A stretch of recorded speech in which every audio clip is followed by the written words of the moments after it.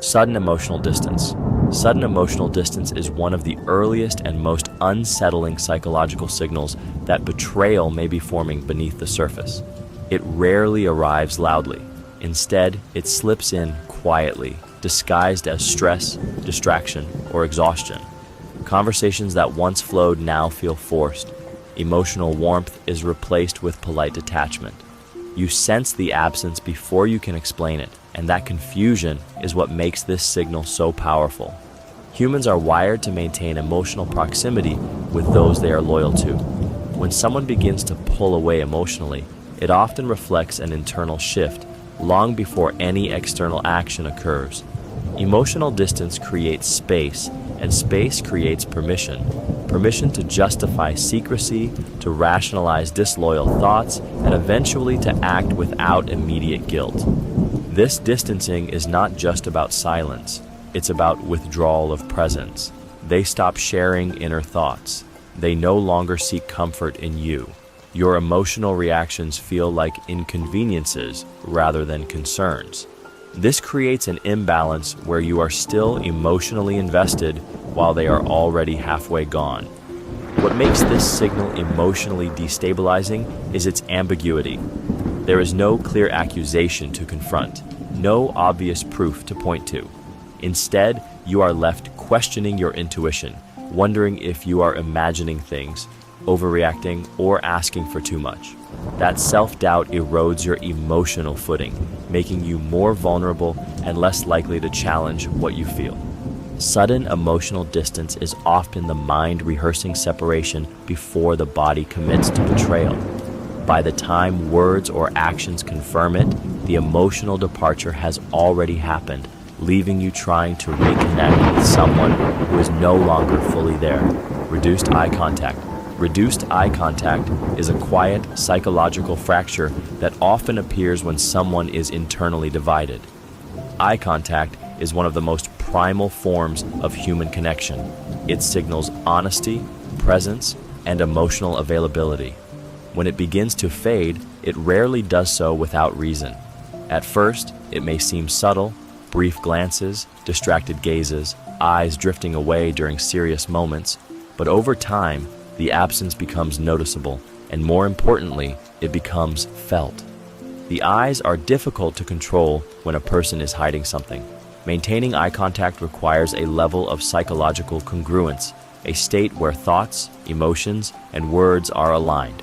When betrayal is forming, that alignment fractures. The mind carries information the heart hasn't resolved, and the body instinctively seeks escape. Looking away becomes a form of emotional self-protection. This withdrawal of eye contact often coincides with internal guilt or cognitive dissonance. On some level, they know that sustained eye contact invites exposure. It invites questions. It invites truth.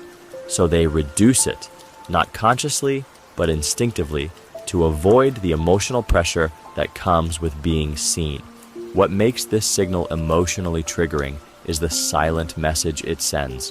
When someone avoids your gaze, it can make you feel invisible, unworthy of attention, or emotionally unsafe.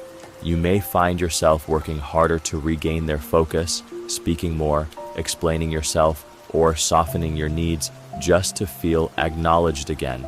Reduced eye contact creates an unspoken power shift. The person withdrawing holds the emotional leverage, while the one seeking connection feels destabilized. Over time, this erodes trust, not through lies, but through absence, an absence that speaks louder than words and leaves you sensing that something is being withheld just beyond your reach. Overly defensive responses.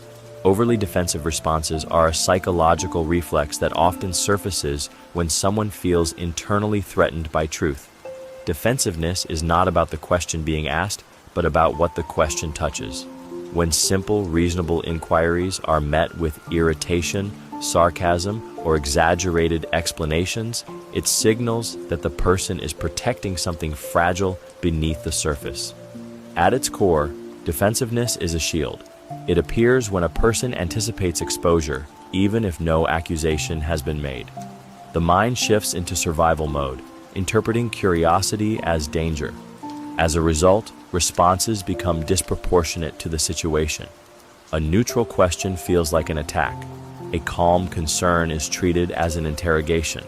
This reaction often stems from cognitive dissonance, the psychological tension that arises when actions, thoughts, and self-image no longer align. To reduce that tension, the mind seeks to deflect responsibility outward. Instead of addressing the question, the focus shifts to your tone, your timing, or your intentions. The conversation stops being about the issue and becomes about your supposed wrongdoing for bringing it up. What makes overly defensive responses emotionally unsettling is how quickly they flip the roles. You begin as someone seeking clarity, but end up feeling guilty for asking. This creates confusion and self-doubt. You may start censoring yourself, walking on eggshells, or avoiding important conversations altogether just to preserve peace. Over time, defensiveness becomes a barrier to intimacy. It conditions you to associate honesty with conflict and curiosity with punishment. The more defensive they become, the less safe it feels to speak, and the more emotional distance grows. In this way, defensiveness doesn't just hide betrayal, it actively prepares the ground for it by silencing the very conversations that could expose it. Inconsistent stories. Inconsistent stories emerge when truth is no longer stable inside someone's mind. When a person is aligned with honesty, their experiences exist as a single, coherent narrative. When betrayal begins to form, that narrative fractures. Details shift, timelines blur, and explanations subtly change depending on the moment, the audience, or the pressure applied. These inconsistencies are rarely dramatic lies. They appear as small contradictions that are easy to dismiss at first. A time mentioned earlier no longer matches. A reason given once is replaced by a different one later. The story feels familiar yet slightly altered, creating a lingering sense that something doesn't quite add up. This is because deception requires constant mental adjustment, and the brain struggles to perfectly reconstruct fabricated or edited versions of reality. What makes this signal emotionally triggering is the psychological tension it creates in you. You begin replaying conversations, questioning your memory, wondering if you misunderstood. This self-questioning slowly shifts trust away from your intuition and toward their version of events. The more often the story changes, the more exhausting it becomes to keep track of what is true. Inconsistent stories also reveal divided attention. When someone is managing multiple emotional realities, they lose the ability to anchor themselves in a single truth. Each version of the story serves a purpose in the moment, rather than reflecting reality as it is. Over time, these inconsistencies erode emotional safety. You stop feeling grounded in shared reality and start feeling like you're standing on unstable ground, where facts move and clarity slips away. Betrayal thrives in this confusion, because when truth becomes flexible, accountability quietly disappears with it. Increased secrecy. Increased secrecy is one of the most telling psychological shifts because it reflects an internal decision to separate worlds. Secrecy is not about privacy, it is about exclusion. When someone begins withholding information they once shared freely, it signals that parts of their life are being mentally reclassified as off-limits to you. This shift often happens gradually. Devices are turned face down. Conversations stop when you enter the room. Details are omitted, not because they are irrelevant, but because they belong to a version of themselves they no longer want you to access. Secrecy creates a private psychological space where actions can occur without immediate emotional consequence. What makes secrecy emotionally destabilizing is the instinctive alarm it triggers. Humans are deeply attuned to patterns of openness and closure in close relationships. When openness disappears without explanation, your nervous system registers it as a threat. You feel shut out, even if nothing concrete has been revealed. Secrecy also functions as emotional insulation. By keeping information hidden, the person avoids guilt, confrontation, and accountability. It allows them to maintain a surface version of the relationship while living a separate internal reality. This split becomes easier the more secrecy is normalized. Over time, increased secrecy shifts the balance of power. You are left guessing, sensing gaps, but lacking proof, while they control the flow of information. This uncertainty keeps you emotionally off balance, questioning what you know and what you're allowed to ask. Betrayal does not begin with action. It begins with concealment. Increased secrecy is the psychological rehearsal for disloyalty, where the mind learns to compartmentalize, justify, and protect hidden truths long before they ever come to light. Guarding their phone or devices. Guarding their phone or personal devices is a modern psychological tell that often signals a hidden shift in loyalty. Devices are no longer just tools. They are extensions of private thought, secret communication, and alternate emotional worlds. When someone suddenly becomes protective over them, it suggests that those spaces now contain something that cannot be casually seen. This behavior often appears subtly at first. A phone flipped face down, a screen quickly locked when you enter the room, taking calls in another space, bringing their device everywhere, even to places where it was never needed before. These actions are not about privacy alone, but about control over information and perception. Psychologically, guarding a device reflects anticipatory fear. The mind is already rehearsing the possibility of discovery, so the body adapts by tightening access. Even without conscious intent, their nervous system reacts as if the device is a threat to their constructed reality. The more valuable the secret, the stronger the guarding behavior becomes. What makes this signal emotionally destabilizing is the exclusion it creates. You feel shut out of something that once felt shared or neutral. Trust begins to feel conditional. You may notice yourself hesitating before glancing in their direction, afraid of being seen as intrusive, even though the change did not originate with you. This behavior also rewires power dynamics. They control what is visible, what is hidden, and when reassurance is given. Over time, the device becomes a silent barrier between you, holding conversations, validations, or intentions that no longer include you.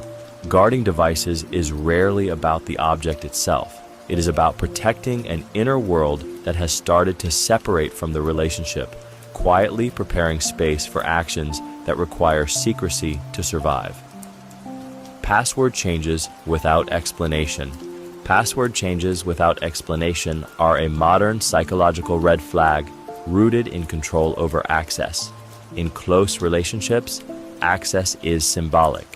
It represents trust, transparency, and the absence of hidden compartments.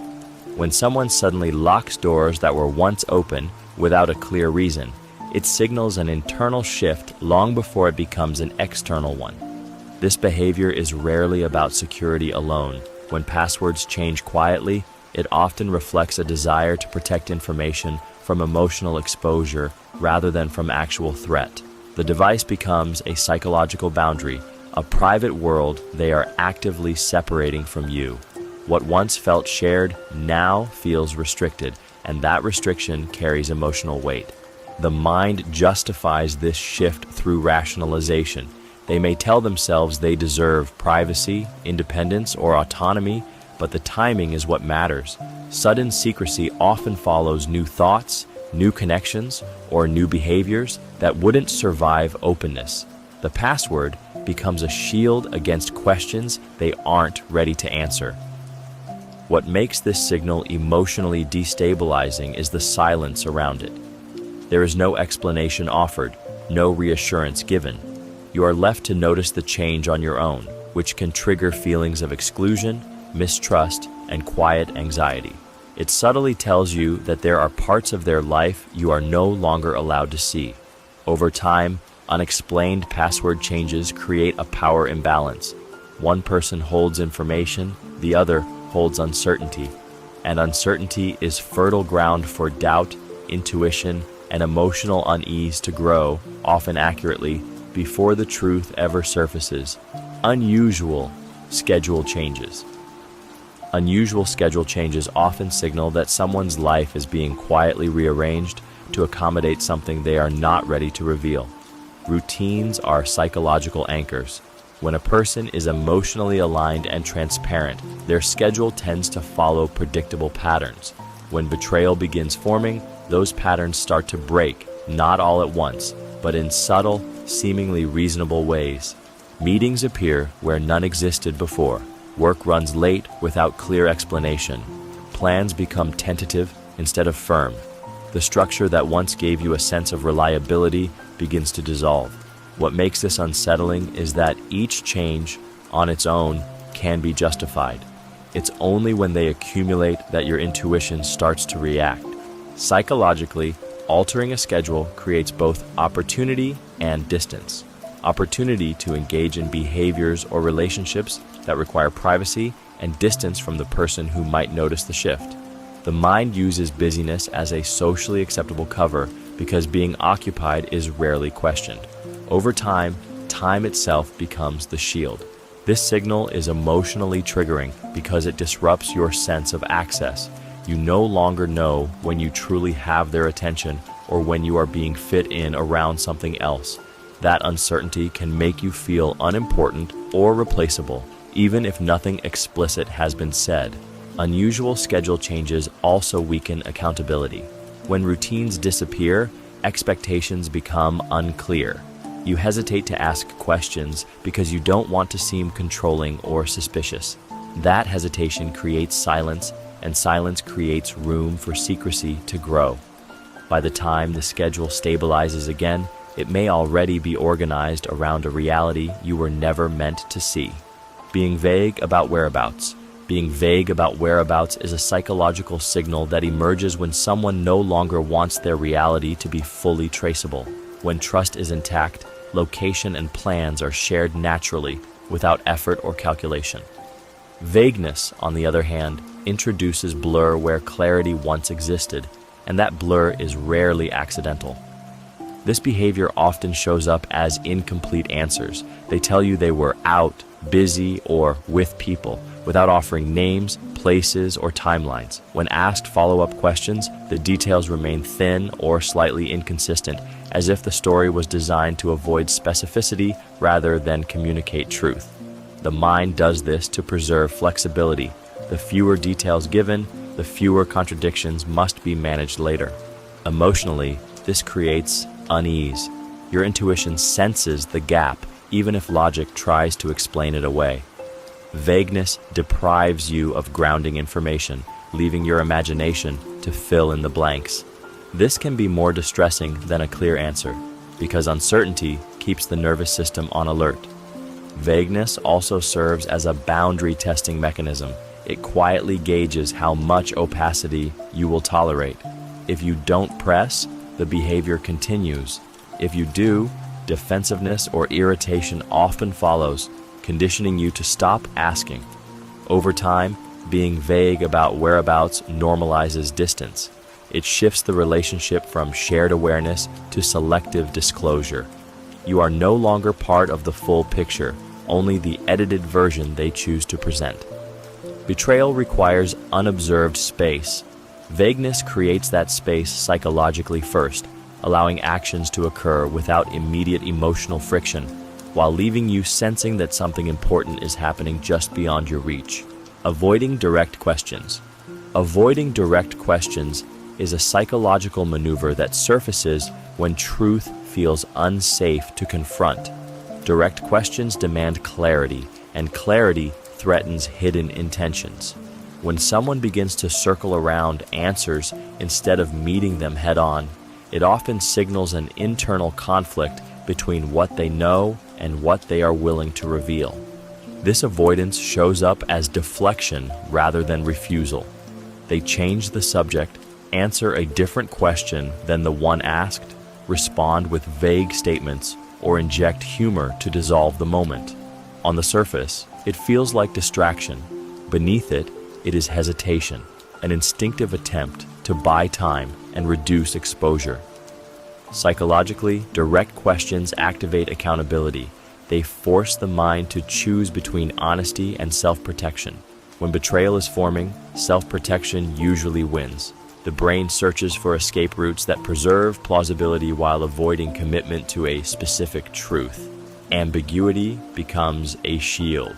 What makes this signal emotionally unsettling is how it places the burden on you. You may feel compelled to soften your wording, rephrase your concern, or drop the subject entirely just to avoid tension. Over time, this trains you to silence your curiosity and doubt your right to clarity. Avoiding direct questions also erodes shared reality. Conversations lose their grounding, and important topics remain unresolved. The absence of clear answers creates a vacuum filled with assumptions, anxiety, and second-guessing. This behavior doesn't just hide information, it reshapes the relationship dynamic. When one person controls clarity and the other absorbs uncertainty, trust quietly weakens, and betrayal finds room to grow in the unanswered spaces left behind. Excessive justifications. Excessive justifications arise when someone feels the need to defend themselves before being accused. Instead of offering simple, natural explanations, they provide long, detailed rationales filled with unnecessary context. The explanation feels heavier than the situation requires, as if they are trying to convince not just you, but themselves. This behavior often signals internal guilt or anticipation of scrutiny. When a person is acting in alignment with their values, explanations come easily and briefly. When those values are being bent, the mind overcompensates. It adds layers, logic, and emotional framing in an attempt to make questionable behavior feel acceptable. The goal is not clarity, but closure, ending the conversation before it reaches uncomfortable territory. What makes excessive justifications emotionally unsettling is the pressure embedded within them. You may feel subtly manipulated into agreement, as though questioning their explanation would make you unreasonable or distrustful. The explanation leaves no space for follow-up, only acceptance. This can make you second-guess your instincts and hesitate to probe further. These justifications also serve as psychological insulation. By explaining too much, they blur the core issue. Important details get lost in the noise, and your focus shifts from what happened to how convincingly it was presented. Over time, this trains you to accept explanations at face value rather than examine their substance. Excessive justifications reveal a mind preparing for exposure. When words become overly elaborate, it's often because the truth alone no longer feels sufficient. The explanation becomes a performance, designed to protect something fragile, hidden, and increasingly difficult to maintain. Unprompted alibis. Unprompted alibis appear when someone feels the need to defend themselves before being questioned. When a person is grounded in honesty, explanations are given when asked, not volunteered preemptively. Offering justifications without provocation is often a sign that the mind is already anticipating suspicion, even if none has been expressed. Psychologically, this happens when internal guilt or secrecy activates a state of vigilance. The person becomes hyper-aware of how their actions might be perceived. To reduce that internal tension, they provide explanations in advance, hoping to control the narrative before curiosity has a chance to arise. What makes this revealing is that the alibi arrives too early, as if it were rehearsed for a conversation that hasn't yet begun. These explanations often sound overly detailed or strangely specific. Instead of a simple statement, you receive a full backstory. This excess information is meant to appear transparent, but it often has the opposite effect. The more someone tries to prove they have nothing to hide, the more they signal that hiding is on their mind. Emotionally, unprompted alibis can create confusion and unease. You may feel pressured to accept the explanation, even though you never asked for one. Questioning it afterward can make you feel accusatory, as if you're moving the goalposts. This subtly discourages follow-up and protects the story from scrutiny. Over time, This behavior conditions you to ignore your instincts.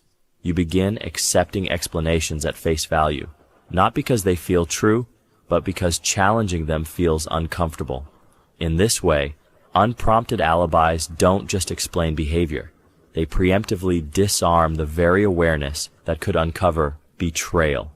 Nervous laughter. Nervous laughter is a subtle emotional leak that occurs when the mind is trying to relieve internal pressure. Laughter is typically associated with joy, ease, or connection, but when it appears at inappropriate moments, during serious conversations, tense questions, or emotionally charged situations, it becomes a signal of psychological discomfort rather than amusement. This type of laughter is often automatic. When someone feels exposed, uncertain, or internally conflicted, the nervous system searches for a release valve.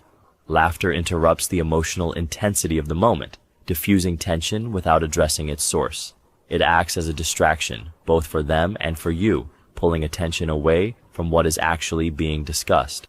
What makes nervous laughter emotionally unsettling is the mismatch it creates. You may be sharing concern, confusion, or vulnerability while they respond with a smile or a laugh that feels out of place. This incongruence creates emotional dissonance, making you question whether your feelings are being taken seriously. Over time, this can feel invalidating, as though your emotional reality is being minimized. Nervous laughter also functions as a protective shield. It softens moments where honesty might be required, allowing the person to avoid direct engagement without outright refusal. By laughing, they delay confrontation and reduce the perceived severity of the situation. As this pattern repeats, important conversations lose depth. Serious moments are deflected, clarity is postponed, and emotional accountability fades. Nervous laughter becomes a way to stay emotionally uncommitted, keeping things light on the surface while tension quietly accumulates underneath, creating fertile ground for misunderstanding, distance, and eventually betrayal. Overcompensating with kindness. Overcompensating with kindness is one of the most confusing psychological signals because it wears the mask of care while hiding internal conflict. On the surface, everything seems positive. They are suddenly more attentive, more generous, more affectionate. Compliments increase. Favors appear unprompted. Yet beneath this warmth is often a quiet imbalance that feels strangely out of place. This behavior is commonly driven by unresolved guilt. When someone's actions or intentions begin to drift away from loyalty, the mind looks for ways to restore emotional equilibrium without confronting the root cause. Kindness becomes a form of emotional payment, an unconscious attempt to offset internal wrongdoing without having to admit it. What makes this signal emotionally disorienting is the contradiction it creates. You feel appreciated, yet uneasy. The affection doesn't feel earned through connection, but delivered through effort. Instead of deepening intimacy, it creates a subtle sense of performance, as though the kindness is compensating for something missing rather than flowing naturally from closeness. Psychologically, overcompensating kindness serves two purposes. It quiets their own guilt, and it lowers your suspicion. When warmth increases suddenly, it can make you question your intuition. You may dismiss concerns because the behavior appears loving, even when your emotional instincts sense misalignment. Over time, this pattern can distort trust. You may begin to associate affection with inconsistency, never knowing whether kindness reflects genuine care or internal damage control. The most unsettling aspect is that betrayal doesn't always arrive with coldness. Sometimes it arrives wrapped in softness, using kindness not to connect, but to conceal the growing distance between intent and truth. Sudden guilt-driven generosity. Sudden guilt-driven generosity appears when internal remorse looks for an external release. It often arrives without warning: unexpected gifts, excessive kindness, unprompted favors, or a noticeable increase in attentiveness that feels out of sync with recent emotional behavior. On the surface, it looks like care. Beneath it, however, is often an attempt to soothe guilt rather than express genuine connection. When someone feels they have crossed or are preparing to cross a personal boundary, the mind seeks balance. This is rooted in moral accounting, the psychological need to offset perceived wrongdoing with positive actions. Generosity becomes a way to feel like a good person again without addressing the source of the guilt itself. What makes this signal emotionally confusing is its contradiction. You may sense emotional distance or secrecy, yet suddenly receive affection or material gestures. This creates cognitive dissonance in you. Your intuition senses something is wrong, but the generosity pressures you to ignore that feeling. After all, someone who is being kind couldn't be hiding something. At least that's what the mind is nudged to believe. This form of giving is often excessive or poorly timed. It doesn't respond to your emotional needs. It overrides them. Instead of repairing connection, it attempts to bypass it. The gesture replaces conversation. The gift replaces accountability. Over time, guilt-driven generosity can train you to associate discomfort with reward.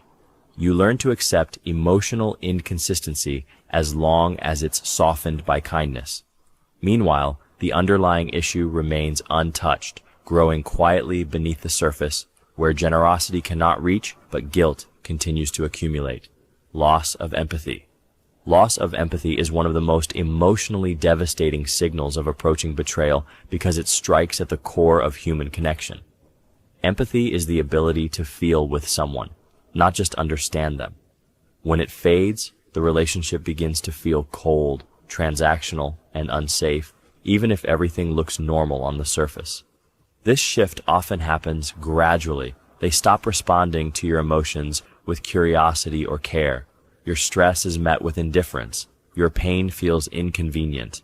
Where there was once reassurance, there is now silence or impatience. Psychologically, this loss of empathy occurs when someone begins to emotionally detach in order to justify future harm. It is easier to betray someone you no longer emotionally register as fully human in your inner world. The mind does this to reduce guilt. Empathy creates accountability. When you feel another person's emotions, harming them creates internal conflict. By shutting empathy down, the person creates emotional distance that makes disloyal thoughts and actions easier to tolerate. This emotional numbing is not accidental. It is a protective mechanism for their own conscience. What makes this signal deeply triggering is how invisible it can be at first. You may sense that something is wrong, but struggle to explain it. You might start feeling lonely even when you're together. Your emotional needs begin to feel excessive, even though they haven't changed. Loss of empathy shifts the emotional balance of power. You remain open and vulnerable, while they become insulated and detached. Over time, this imbalance erodes trust and safety. When someone can no longer feel with you, they can justify almost anything against you, because your emotional reality no longer registers as something that matters. Dismissive tone toward your concerns. A dismissive tone toward your concerns is a psychological signal that reveals emotional disengagement in real time. Tone carries more truth than words, and when your worries are met with sighs, sarcasm, indifference, or subtle irritation, it signals that your emotional experience is no longer being prioritized. What you feel is treated as an inconvenience rather than something worthy of care. This dismissal often appears when someone is internally conflicted or emotionally detached. Acknowledging your concerns would require empathy, presence, and accountability. When those are in short supply, the mind looks for shortcuts. Minimizing, brushing off, or belittling what you express becomes an efficient way to avoid deeper engagement. Emotionally, this is deeply destabilizing. You may start questioning the legitimacy of your own feelings, wondering if you are too sensitive, dramatic, or demanding. This self-doubt is not accidental. A dismissive tone subtly shifts the emotional burden onto you, training you to suppress concerns to maintain harmony. Over time, This creates an unsafe emotional environment. You stop sharing openly, not because the issues disappear, but because speaking up feels pointless or risky. The relationship becomes quieter, but not healthier. Unspoken resentment replaces dialogue. Dismissiveness also erodes mutual respect. When one person's emotional reality is consistently minimized, the bond weakens. Emotional intimacy requires validation, not agreement, and when validation disappears, connection follows. Betrayal thrives where concerns are ignored. When your feelings are treated as obstacles rather than signals, it becomes easier for someone to justify secrecy, rationalize harmful choices, and detach further, all while you are left carrying emotions that no longer have a place to land. Frequent irritability. Frequent irritability is a psychological pressure leak that often appears when someone is carrying unresolved internal tension. When a person's thoughts, intentions, or actions are misaligned with their values, that tension looks for an outlet. Irritability becomes one of the easiest ways for the mind to release pressure without revealing its source. This irritation is rarely proportional to the situation. Small inconveniences trigger sharp reactions. Neutral comments are met with impatience. Ordinary interactions feel charged, as though you are constantly on the verge of saying the wrong thing. What's happening beneath the surface is not anger toward you, but frustration with themselves and the situation they are internally managing. Psychologically, this occurs because deception and divided loyalty consume cognitive and emotional resources. The brain is multitasking, maintaining appearances, suppressing guilt, and managing fear of exposure. That mental load lowers emotional tolerance. The nervous system becomes hypersensitive, making minor stimuli feel overwhelming. What makes frequent irritability emotionally triggering is the instability it creates. You begin adjusting your behavior to avoid setting them off. You monitor your tone, your words, your timing. This self-monitoring slowly shifts the emotional balance, placing responsibility for their mood onto you. Over time, irritability erodes safety. Conversations feel like potential conflicts rather than opportunities for connection. Instead of curiosity, there is tension. Instead of ease, there is restraint. This emotional volatility creates distance not through absence, but through discomfort. Frequent irritability often precedes emotional withdrawal or betrayal because it externalizes inner chaos. Rather than confronting what they are avoiding, the discomfort spills outward, subtly pushing you away and making emotional separation feel justified rather than chosen. Uncharacteristic impatience. Uncharacteristic impatience surfaces when someone's inner world is overloaded and leaking outward. It shows up as irritation over small things, sharp responses where patience once existed, and a shortened emotional fuse that seems to appear without clear cause. What makes it notable is not the impatience itself, but how out of alignment it feels with who they used to be. When a person is carrying hidden thoughts, secrets, or divided loyalties, their cognitive load increases. The mind is constantly managing what to say, what to hide, and how to maintain a consistent image. This mental strain reduces tolerance. Small delays feel heavier. Minor questions feel intrusive. Normal interactions feel like obstacles rather than connections. This impatience is often displaced. The frustration isn't truly about you or the situation in front of them, but about the pressure of sustaining an internal conflict. Because they cannot express the real source, it spills out sideways, attaching itself to trivial moments. You become the nearest outlet for tension you didn't create. What makes this signal emotionally triggering is the sudden shift in safety. Where you once felt understood, you now feel like a burden. You may start editing yourself, rushing your words, or suppressing needs to avoid provoking irritation. This slowly teaches you that your presence is inconvenient. Over time, uncharacteristic impatience erodes emotional closeness. It replaces curiosity with annoyance and compassion with urgency. The more impatient they become, the less space there is for honesty and the less room there is for connection to survive without feeling like a liability rather than a bond. Shifting blame onto you. Shifting blame onto you is a psychological maneuver that often emerges when someone is trying to escape internal accountability. Instead of facing their own actions, emotions, or intentions, the mind looks for an external target to carry the weight of responsibility. When betrayal is forming, blame becomes a convenient place to hide. This shift rarely happens all at once. At first, it appears subtle. You are told that your reactions are the real problem, not their behavior. Your questions become accusations in their narrative. Your needs are reframed as demands. Psychologically, this allows them to maintain a positive self-image while distancing themselves from guilt. If you are at fault, then they are justified. What makes this signal emotionally destabilizing is how it distorts reality. You begin the conversation seeking understanding, but end it apologizing. Over time, you start examining yourself more than their actions. This erosion of self-trust makes it easier for them to continue crossing boundaries without resistance.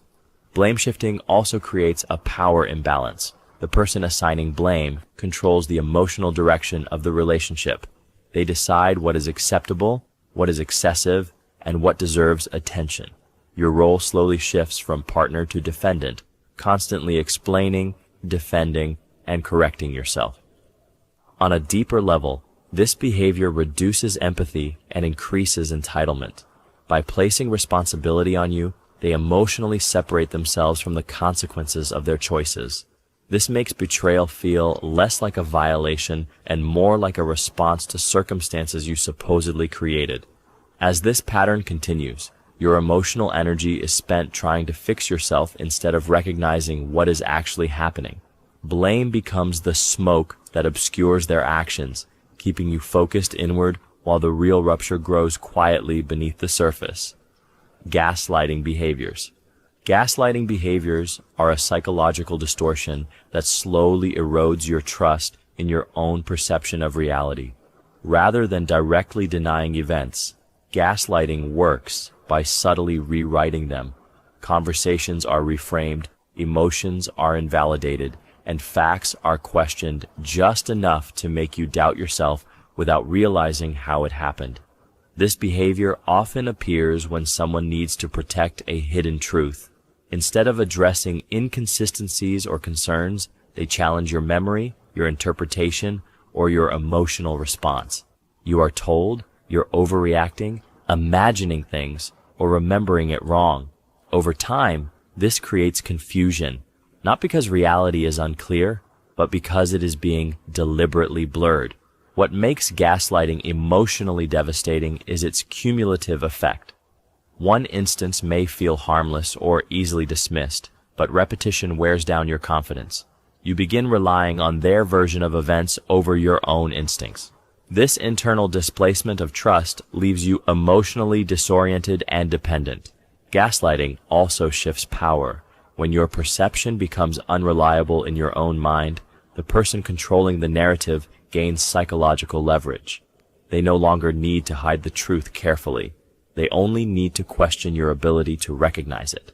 Emotionally, this creates isolation. You may hesitate to speak to others, fearing you'll sound unreasonable or confused. You turn inward, analyzing yourself instead of the behavior that triggered concern in the first place. Betrayal flourishes in this fog. Gaslighting doesn't just conceal wrongdoing, it conditions you to stop searching for clarity at all, leaving you trapped in a reality shaped by someone else's version of the truth. Minimizing shared history. Minimizing shared history is a psychological detachment process that often occurs when someone is preparing to emotionally exit without fully acknowledging it. Shared memories carry weight.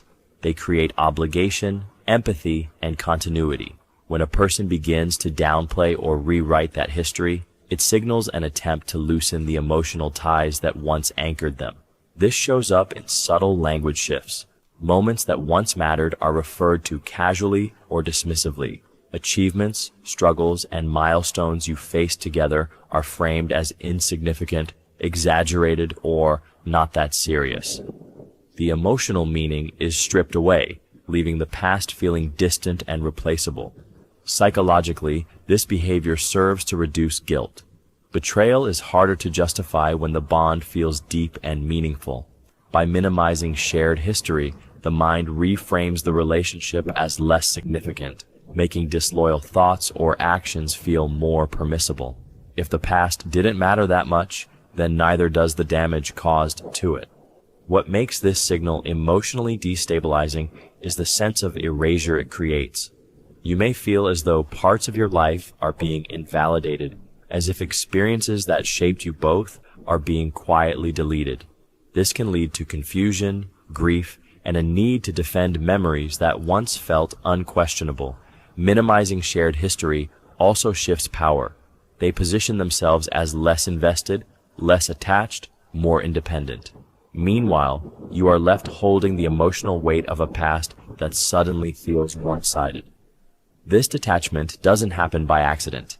It is a psychological preparation, a way of emotionally stepping away while still physically present, making eventual betrayal feel less like a rupture and more like a continuation of distance already created.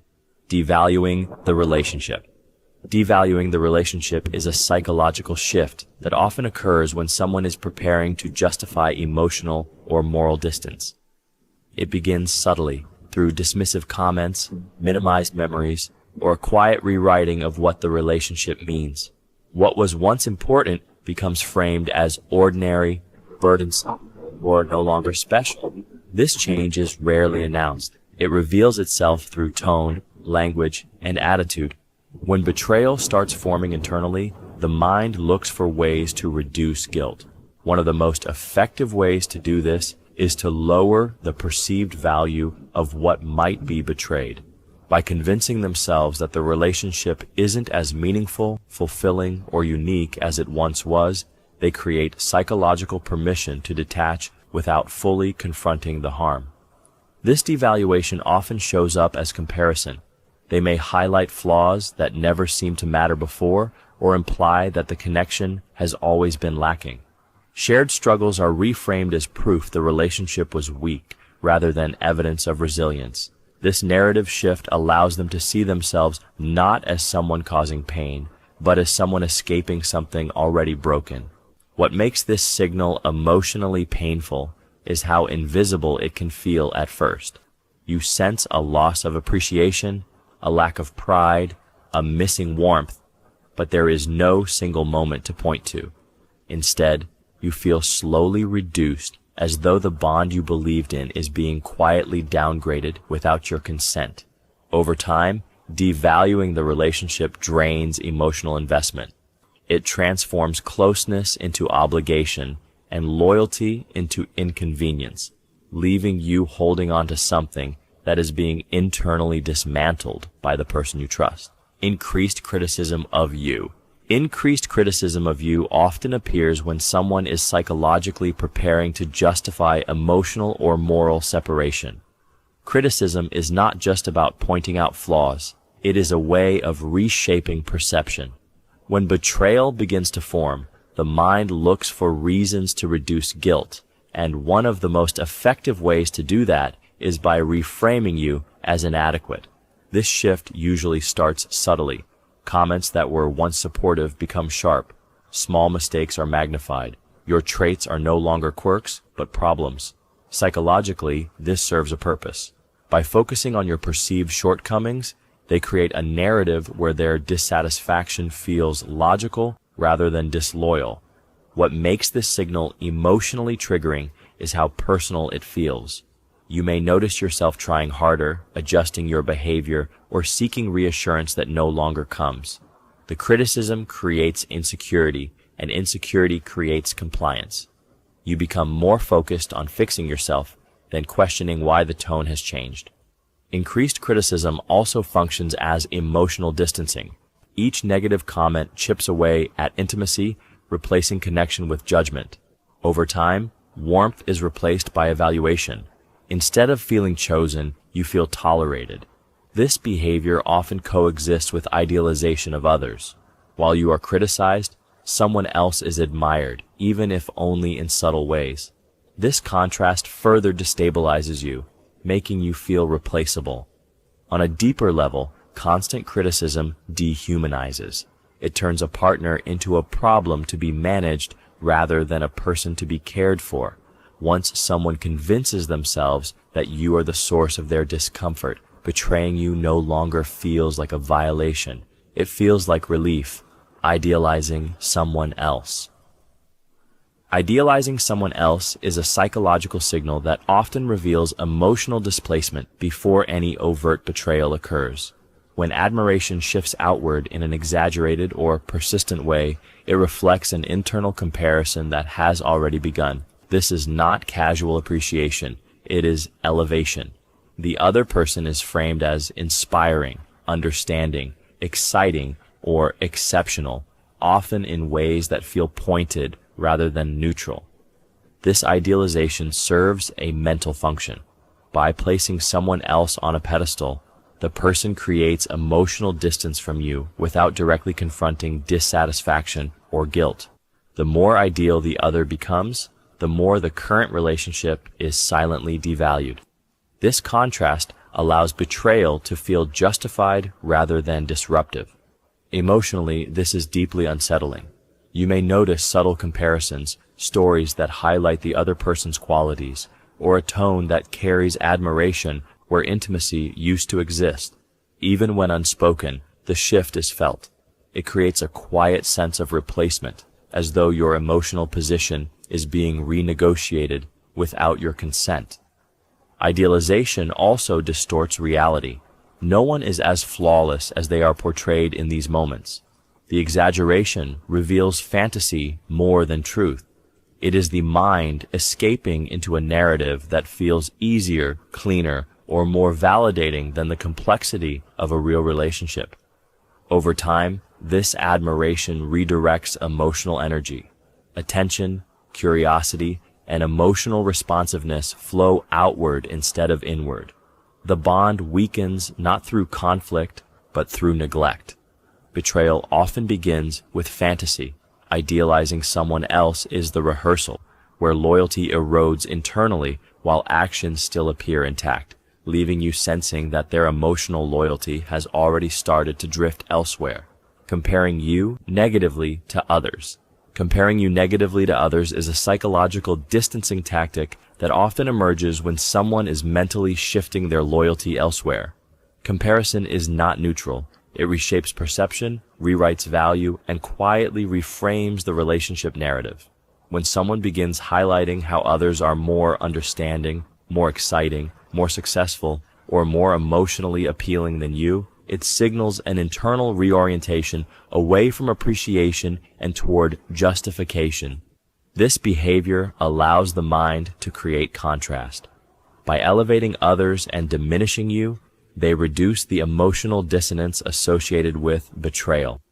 If someone else appears better suited, then disloyal thoughts or actions begin to feel less like a violation and more like a natural progression. The comparison becomes a rationalization disguised as honesty. What makes this signal deeply emotionally triggering is the way it destabilizes self-worth. You may find yourself internalizing the comparison, questioning your adequacy, and trying to compete with invisible standards that constantly shift. Instead of feeling chosen, you feel evaluated. Instead of feeling secure, you feel replaceable. Psychologically, negative comparison also externalizes responsibility. Rather than confronting their own dissatisfaction or restlessness, they project it onto perceived flaws in you. This reframing allows them to avoid accountability while slowly rewriting the story of why the bond is weakening. Over time, these comparisons erode emotional safety. Affection becomes conditional, contingent on performance rather than connection.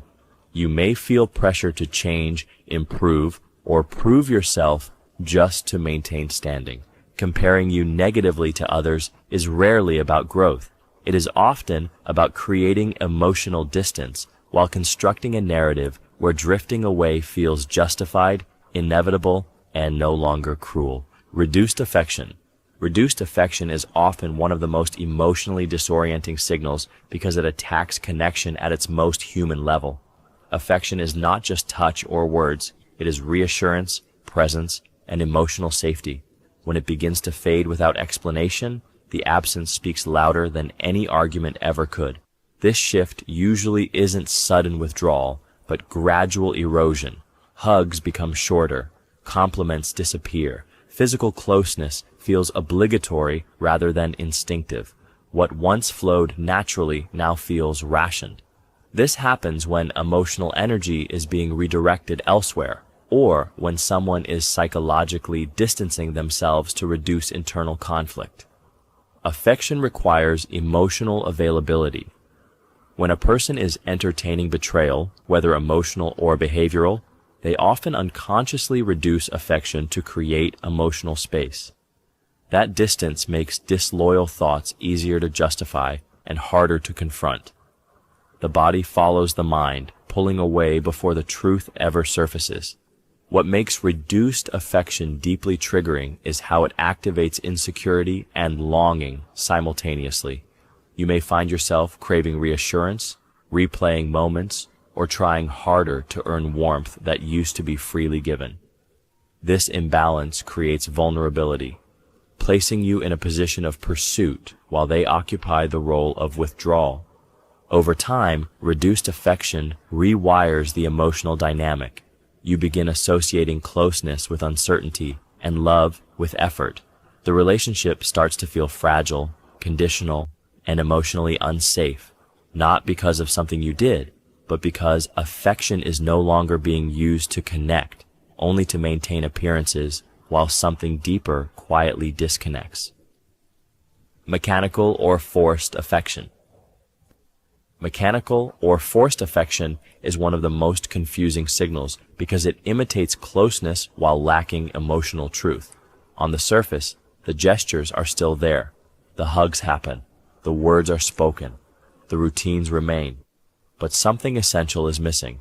The affection feels rehearsed rather than felt, as if it's being performed to meet an expectation rather than offered from genuine desire.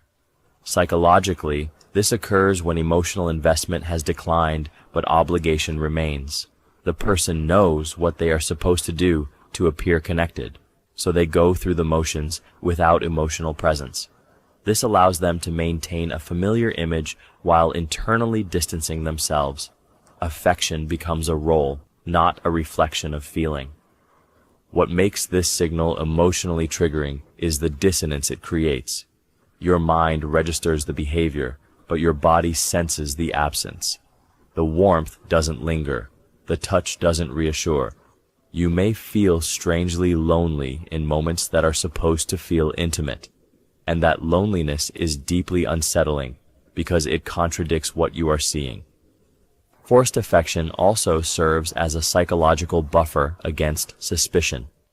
It creates just enough closeness to delay questions. If affection exists, even mechanically, it becomes harder to justify doubt. This keeps you anchored to hope rather than clarity. Over time, this pattern erodes emotional safety. You may start questioning your own sensitivity, wondering if you're expecting too much. But forced affection is not about effort. It's about emotional withdrawal. When intimacy becomes mechanical, it signals that their heart has already stepped back, even if their actions haven't fully followed yet. Avoiding future planning. Avoiding future planning is a psychological signal that reveals emotional uncertainty long before it is spoken aloud. When someone is invested and aligned, the future is naturally included in conversation.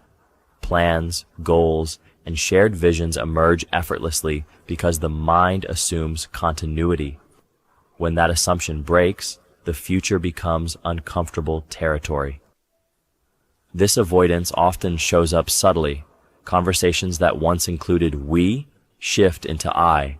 Plans are kept short-term, vague, or perpetually postponed. When you bring up future events, milestones, or commitments, the response feels evasive, non-committal, or dismissive. It's not that they can't plan. It's that planning requires emotional presence they may no longer feel. Emotionally, this creates instability. The future provides psychological safety. It reassures you that what you're building has direction. When that reassurance disappears, you're left anchored only in the present, unsure whether your emotional investment has a destination or an expiration date. Avoiding future planning also reduces accountability. The fewer promises made, the fewer obligations exist. This mental flexibility makes it easier to justify emotional withdrawal or conflicting choices later. The person keeps their options open, even if you are still committing inwardly.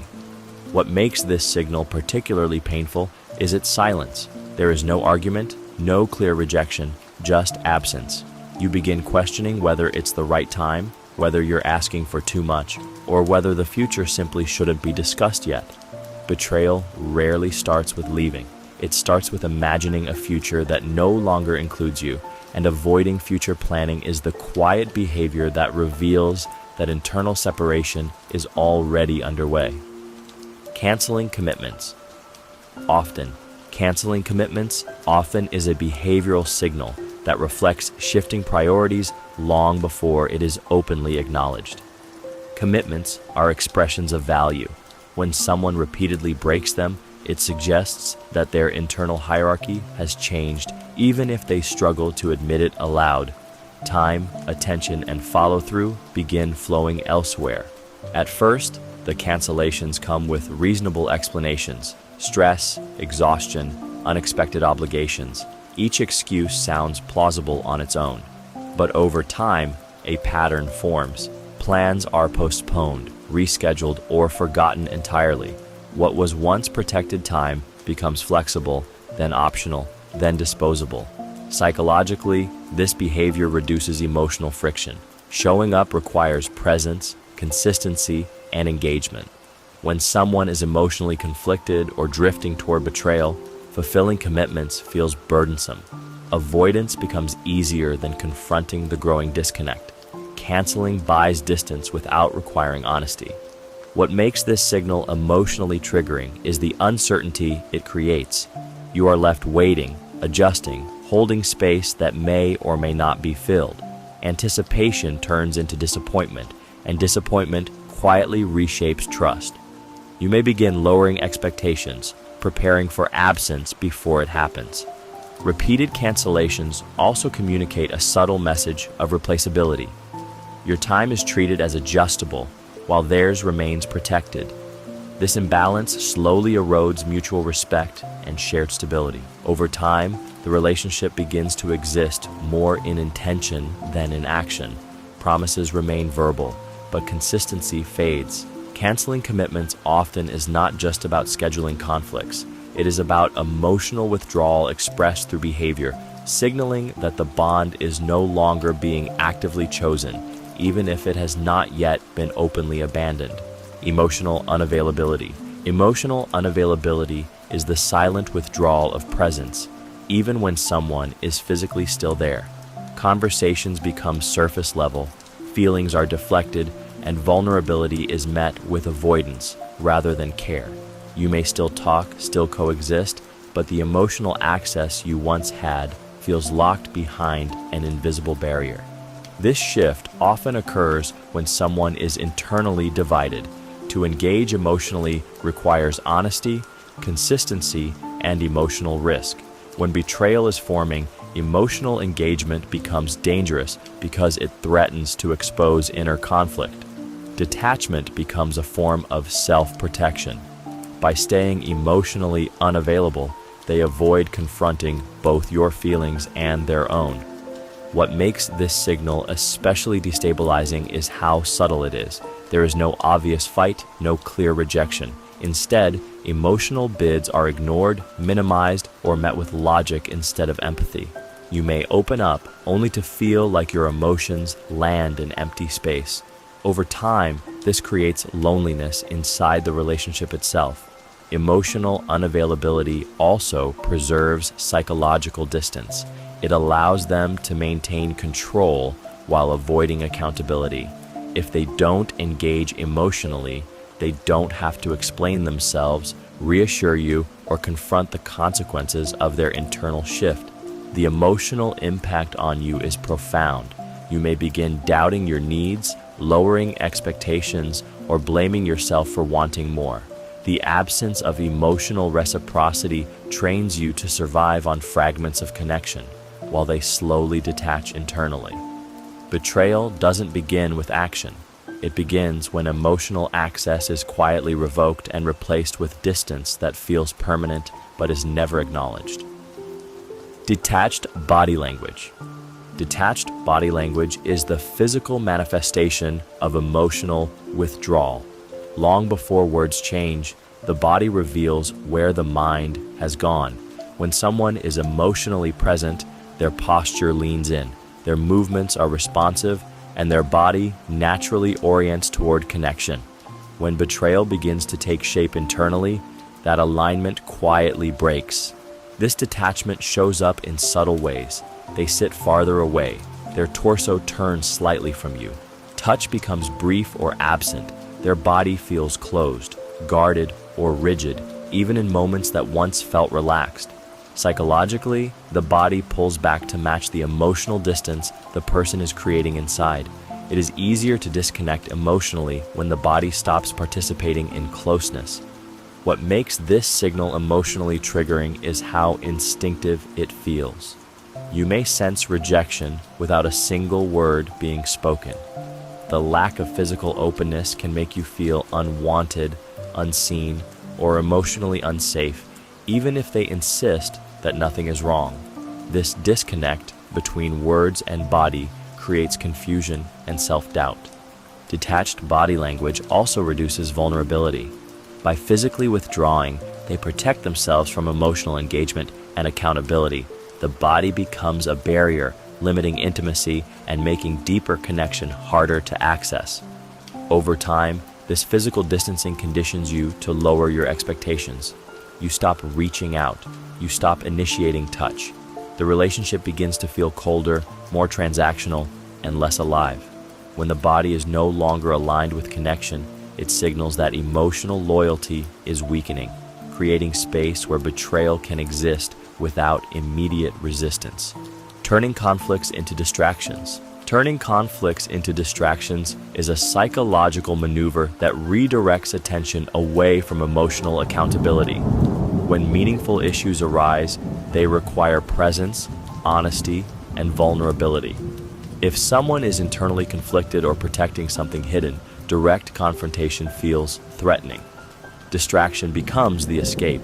This often appears when serious conversations are derailed by humor, sudden topic changes, exaggerated reactions, or unrelated problems introduced at just the right moment. The original issue never reaches resolution because the emotional focus is constantly shifted. What should be addressed becomes buried under noise. Emotionally, this is disorienting. You enter a conversation seeking clarity, but leave feeling scattered, unsure how the discussion ended up somewhere else entirely. Over time, this conditions you to associate conflict with confusion rather than resolution. You may stop pressing issues, not because they no longer matter, but because they never seem to go anywhere. Distraction also serves as emotional avoidance. By refusing to stay with discomfort, the person avoids confronting their own role, guilt, or responsibility. This keeps the surface calm while unresolved tension accumulates beneath it. The relationship appears functional, but only because nothing is ever fully examined. What makes this behavior emotionally triggering is the erosion of emotional safety. When conflicts can't be held and explored, intimacy suffers. You begin feeling unheard, not in volume, but in substance. Betrayal thrives where conflicts are never resolved. Turning conflicts into distractions prevents clarity, delays truth, and creates space for hidden behaviors to continue unchallenged, all while giving the illusion that nothing is seriously wrong. Refusing accountability. Refusing accountability is a psychological defense that surfaces when someone is no longer willing to face the consequences of their inner choices. Accountability requires ownership, and ownership threatens the fragile structure holding denial together. When betrayal is forming, admitting fault becomes too dangerous because it forces alignment between intention, action, and self-image. This refusal often appears as deflection rather than denial. Mistakes are minimized, circumstances are blamed, or responsibility is redirected toward you or external factors. Even when evidence is clear, the conversation shifts away from impact and toward justification. The focus is not on repair, but on escape. Psychologically, refusing accountability protects the ego. Accepting responsibility would require confronting guilt, shame, or the realization that they are acting against their own values. To avoid that discomfort, the mind chooses distance over honesty. Accountability becomes framed as accusation, and repair becomes framed as control. What makes this signal emotionally destabilizing is how it reverses the emotional burden. You may find yourself explaining why harm occurred, proving that your feelings are valid, or negotiating for basic acknowledgement. Over time, this drains emotional energy and creates a sense of futility. Refusing accountability also erodes trust at its foundation. Without ownership, there is no repair. Without repair, there is no safety. Each unresolved issue compounds, creating emotional debt that is never repaid. This behavior often precedes betrayal because it removes the last barrier to wrongdoing. When a person no longer sees themselves as responsible for the impact of their actions, loyalty becomes optional and harm becomes something that can always be explained away rather than confronted. Sudden independence narrative. Sudden independence narrative emerges when someone begins reframing distance as growth. They start emphasizing autonomy, personal freedom, and self-focus in ways that feel abrupt and out of character. Independence becomes a theme, repeated often enough that it feels less like a value and more like a justification. This shift usually appears when emotional or moral separation is already underway internally. By redefining themselves as someone who needs space, less attachment, or fewer obligations, they create a story that makes withdrawal seem healthy rather than harmful. The narrative isn't about independence itself, but about permission. Permission to detach without guilt. What makes this signal emotionally unsettling is how reasonable it sounds. Growth, boundaries, and self-discovery are valid concepts, which makes it difficult to challenge the timing or intention behind them. You may feel selfish or controlling for questioning it even when your intuition senses something is off. This narrative often minimizes shared identity. The language shifts from we to I. Joint decisions become personal choices. Emotional interdependence is reframed as weakness or limitation. This subtly erodes the foundation of mutual responsibility while maintaining a moral high ground. Over time, the sudden independence narrative isolates you emotionally. You are left adapting to new rules you didn't agree to, while being told it's for the best. The story positions them as evolving and you as something they are growing away from. In this space, betrayal feels less like a rupture and more like a natural next step they've already explained to themselves. Rewriting past events. Rewriting past events is a psychological defense that emerges when someone needs the past to stop contradicting their present intentions. Memory is not just about recall, it is about meaning. When betrayal begins forming, the original meaning of shared experiences becomes inconvenient. To relieve that tension, the mind subtly reshapes history. This rewriting often starts quietly. Moments that were once described as loving are now framed as suffocating. Conflicts that were resolved resurface as proof of long-standing unhappiness. Your recollection of events is challenged, not aggressively, but with calm certainty. The goal is not necessarily to convince you immediately, but to destabilize your confidence in what you remember. Psychologically, this allows them to construct a narrative where betrayal feels justified rather than abrupt. If the past was never good, then leaving or crossing boundaries feels less like a rupture and more like a correction. By altering the story, they reduce guilt and increase emotional permission to act against you. What makes this signal deeply unsettling is how it attacks shared reality. You may find yourself defending memories you once felt secure in. This creates confusion and emotional exhaustion. When the past becomes negotiable, the present feels unsafe. Rewriting past events also isolates you. Shared history is one of the strongest bonds between people.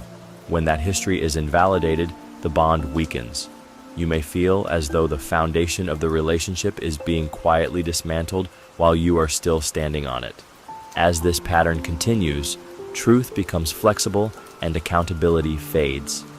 If the past can be rewritten, then responsibility can always be deferred. Betrayal thrives in this altered reality, because once history is unstable, loyalty no longer feels anchored to anything real. Contradicting themselves unknowingly is a psychological signal that emerges when someone is no longer anchored to a single internal truth. When honesty is intact, the mind operates from one consistent narrative. When deception, omission, or emotional conflict enters, that narrative fragments and contradictions begin to surface without conscious intent. These contradictions are often subtle. A statement made casually one day quietly conflicts with something said earlier. Opinions shift without acknowledgement. Details change just enough to feel off, but not enough to be immediately challenged. This happens because the brain is juggling multiple versions of reality, and maintaining perfect consistency requires cognitive effort that eventually slips. What makes this signal emotionally unsettling is how it destabilizes your sense of certainty. You may notice the contradiction, but hesitate to point it out, unsure whether it matters or whether you remembered correctly. This hesitation creates internal tension, pulling your attention inward instead of outward toward the behavior itself. Unknowingly contradicting oneself also reveals divided loyalty.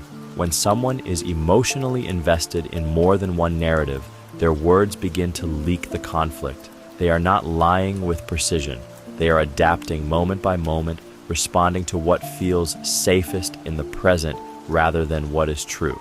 Emotionally, this erodes trust through confusion rather than confrontation.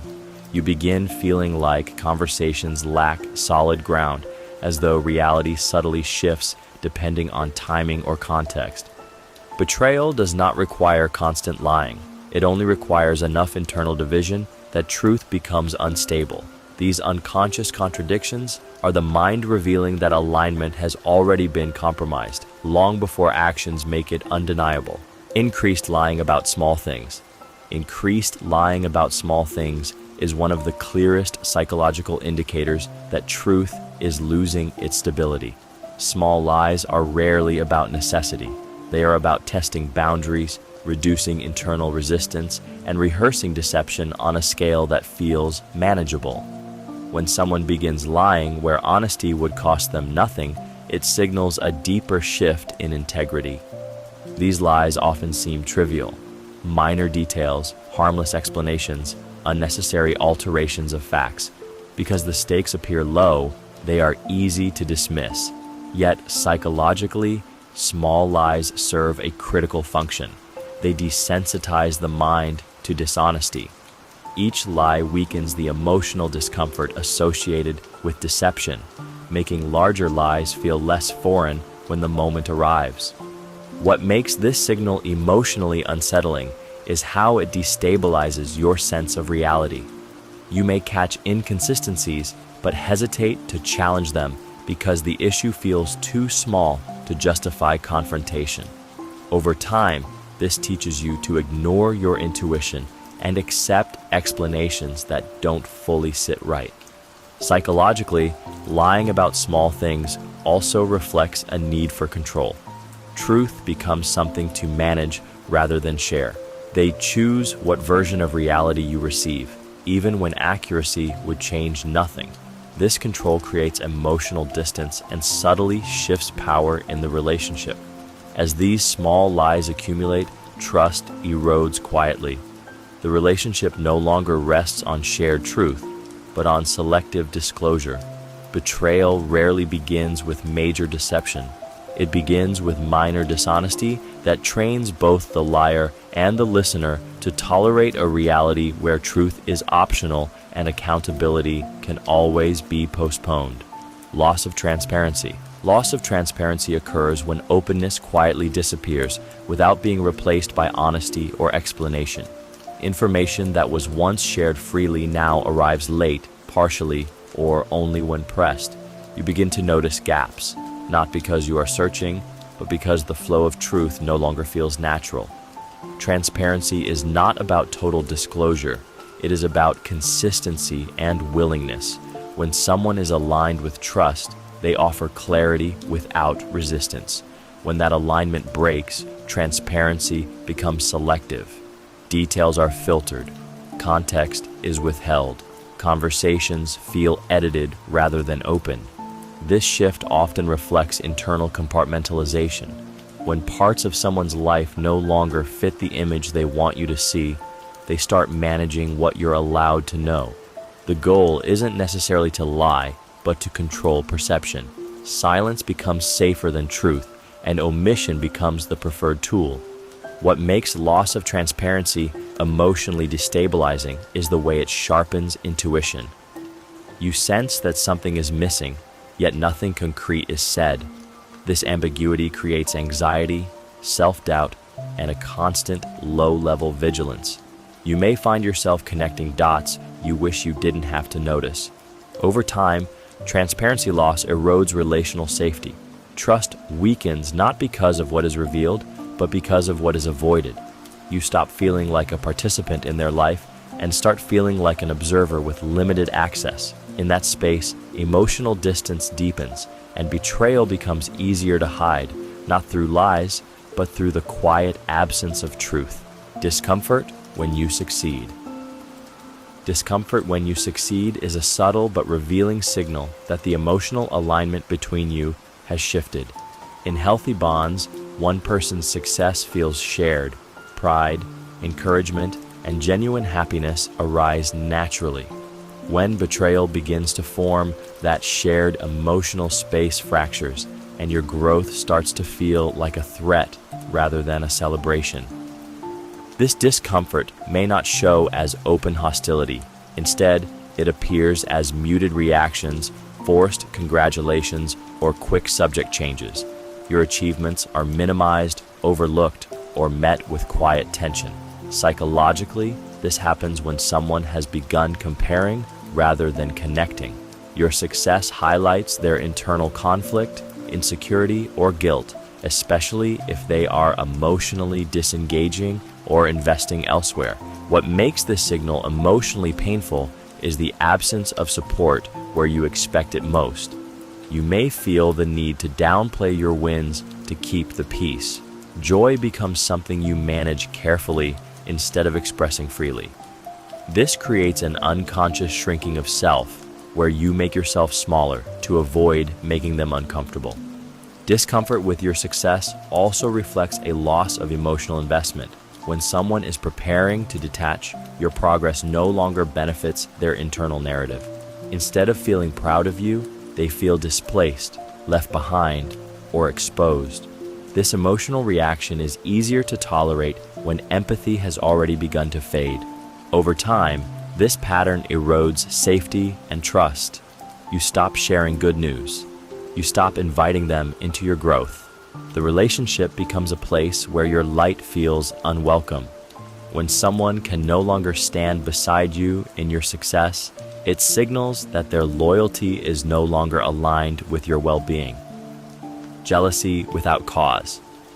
Jealousy without cause is a psychological signal that often reflects projection rather than perception.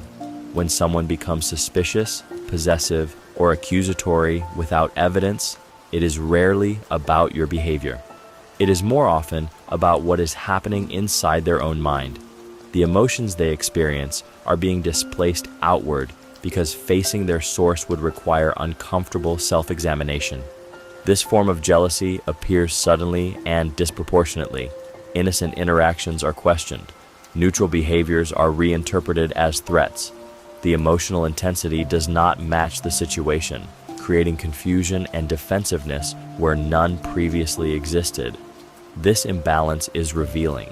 The mind assumes others operate the way it does, and when someone is contemplating or engaging in betrayal, their awareness sharpens toward the possibility everywhere else. Emotionally, this is destabilizing. You may feel unfairly scrutinized, forced to defend yourself against imagined scenarios. Over time, this creates exhaustion and self-doubt. You begin modifying harmless behaviors to avoid triggering suspicion, shrinking your freedom in ways that quietly benefit the person projecting onto you. Jealousy without cause also serves as misdirection. By placing you on the defensive, attention is drawn away from their own actions. The emotional spotlight shifts, and the narrative becomes about your loyalty rather than theirs. What makes this signal particularly painful is the injustice of it. You are made to feel guilty for things you haven't done, while the real threat remains unaddressed. Betrayal often reveals itself through projection first. When jealousy appears without reason, it can be the mind confessing indirectly, exposing internal conflict by accusing the very loyalty it is beginning to abandon, projecting their behavior onto you. Projecting their behavior onto you is a psychological defense mechanism that activates when someone is struggling to contain guilt or self-awareness. Projection allows a person to displace uncomfortable truths about themselves by assigning those traits, motives, or actions to someone else. When betrayal is forming internally, this mechanism becomes especially active. This often shows up as unexpected accusations. You are questioned about intentions you never had, behaviors you never displayed, or thoughts that do not align with your actions. They may imply you are being secretive, dishonest, disloyal, or emotionally distant, even when there is little evidence to support it. The accusations feel misplaced, yet emotionally charged. Psychologically, projection serves to externalize inner conflict. By attributing their own impulses to you, they reduce the emotional pressure of confronting themselves. If you are framed as the problem, their behavior becomes reactive rather than responsible. Guilt transforms into justification. What makes this signal emotionally triggering is the confusion it creates. You may find yourself defending your character instead of examining the shift in theirs. The conversation moves away from their behavior and toward your innocence. Over time, this dynamic can make you doubt your own integrity and feel compelled to over-explain or self-monitor. Projection also destabilizes trust. When accusations replace transparency, the relationship becomes adversarial rather than cooperative. Emotional safety dissolves as you begin anticipating blame rather than understanding. This pattern often escalates as betrayal approaches. The more their inner conflict grows, the more urgently it must be displaced. By projecting their behavior onto you, they create psychological distance from their actions while slowly rewriting the narrative in which they are no longer the one at fault. Unexplained mood swings. Unexplained mood swings often surface when someone is carrying emotional contradictions they can't reconcile. One moment they are warm, engaged, and present. The next, they are distant, irritable, or emotionally flat. The shifts feel abrupt and disconnected from what's happening around them, leaving you confused about which version of them you're going to encounter. These mood changes are rarely random. They are the emotional residue of an internal conflict. When someone is entertaining thoughts or behaviors that clash with their self-image, the nervous system stays unsettled. Guilt, excitement, fear, and rationalization compete beneath the surface, and the emotional overflow leaks out in waves. What makes this signal emotionally triggering is the instability it creates for you. You may begin monitoring their tone, expressions, or energy, trying to predict the shift before it happens. This hyper-awareness pulls your focus away from your own emotional needs and anchors it to managing theirs. Emotional safety becomes conditional and unpredictable. Unexplained mood swings also distort communication. You may hesitate to bring things up, worried that the wrong moment will trigger withdrawal or irritation. Over time, this teaches you to self-silence in order to maintain temporary calm, even as the underlying issue remains unresolved. As these swings continue, the relationship starts to feel emotionally unsafe rather than supportive. Consistency disappears, replaced by tension and uncertainty. When someone's inner world becomes unstable, their emotional presence follows. Betrayal doesn't always announce itself through actions. Sometimes it reveals itself through emotional volatility that has no clear source but leaves lasting impact. Sudden value changes. Sudden value changes often signal an internal realignment that hasn't been openly acknowledged. Values are psychological anchors. They guide decisions, shape boundaries, and create a sense of predictability in how someone moves through the world. When those values shift abruptly, especially without meaningful reflection or dialogue, it suggests that something deeper is driving the change. This shift may show up as new beliefs that contradict long-held principles. Things they once considered unacceptable are now defended or dismissed. Commitments that once mattered are reframed as limiting or outdated. Psychologically, this happens when someone needs their values to adapt to their emerging behavior, not the other way around. Instead of resisting temptation or internal conflict, the mind adjusts the moral framework to reduce friction. What makes this signal emotionally unsettling is how destabilizing it feels. You may struggle to recognize the person you're interacting with. Conversations that once felt aligned now feel foreign. The shared understanding that grounded the relationship begins to dissolve, leaving you unsure of where they stand or what they believe. Sudden value changes also create emotional distance. Shared values are a form of trust. When they shift without explanation, trust weakens. You may hesitate to rely on them because the rules seem to change without warning. On a deeper level, this behavior allows betrayal to feel principled rather than impulsive.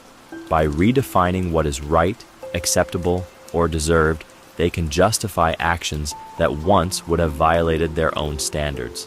When values change to match desire, loyalty becomes optional, and consistency is replaced by convenience.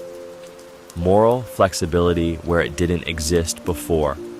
Moral flexibility where it didn't exist before is a psychological signal that reveals an internal shift in values, often driven by the need to justify future actions. When someone's core principles are stable, their judgments are consistent. When those principles begin to bend, it is usually not because morality has evolved, but because behavior is about to. This change often appears in conversation first. Actions they once criticized are suddenly understandable.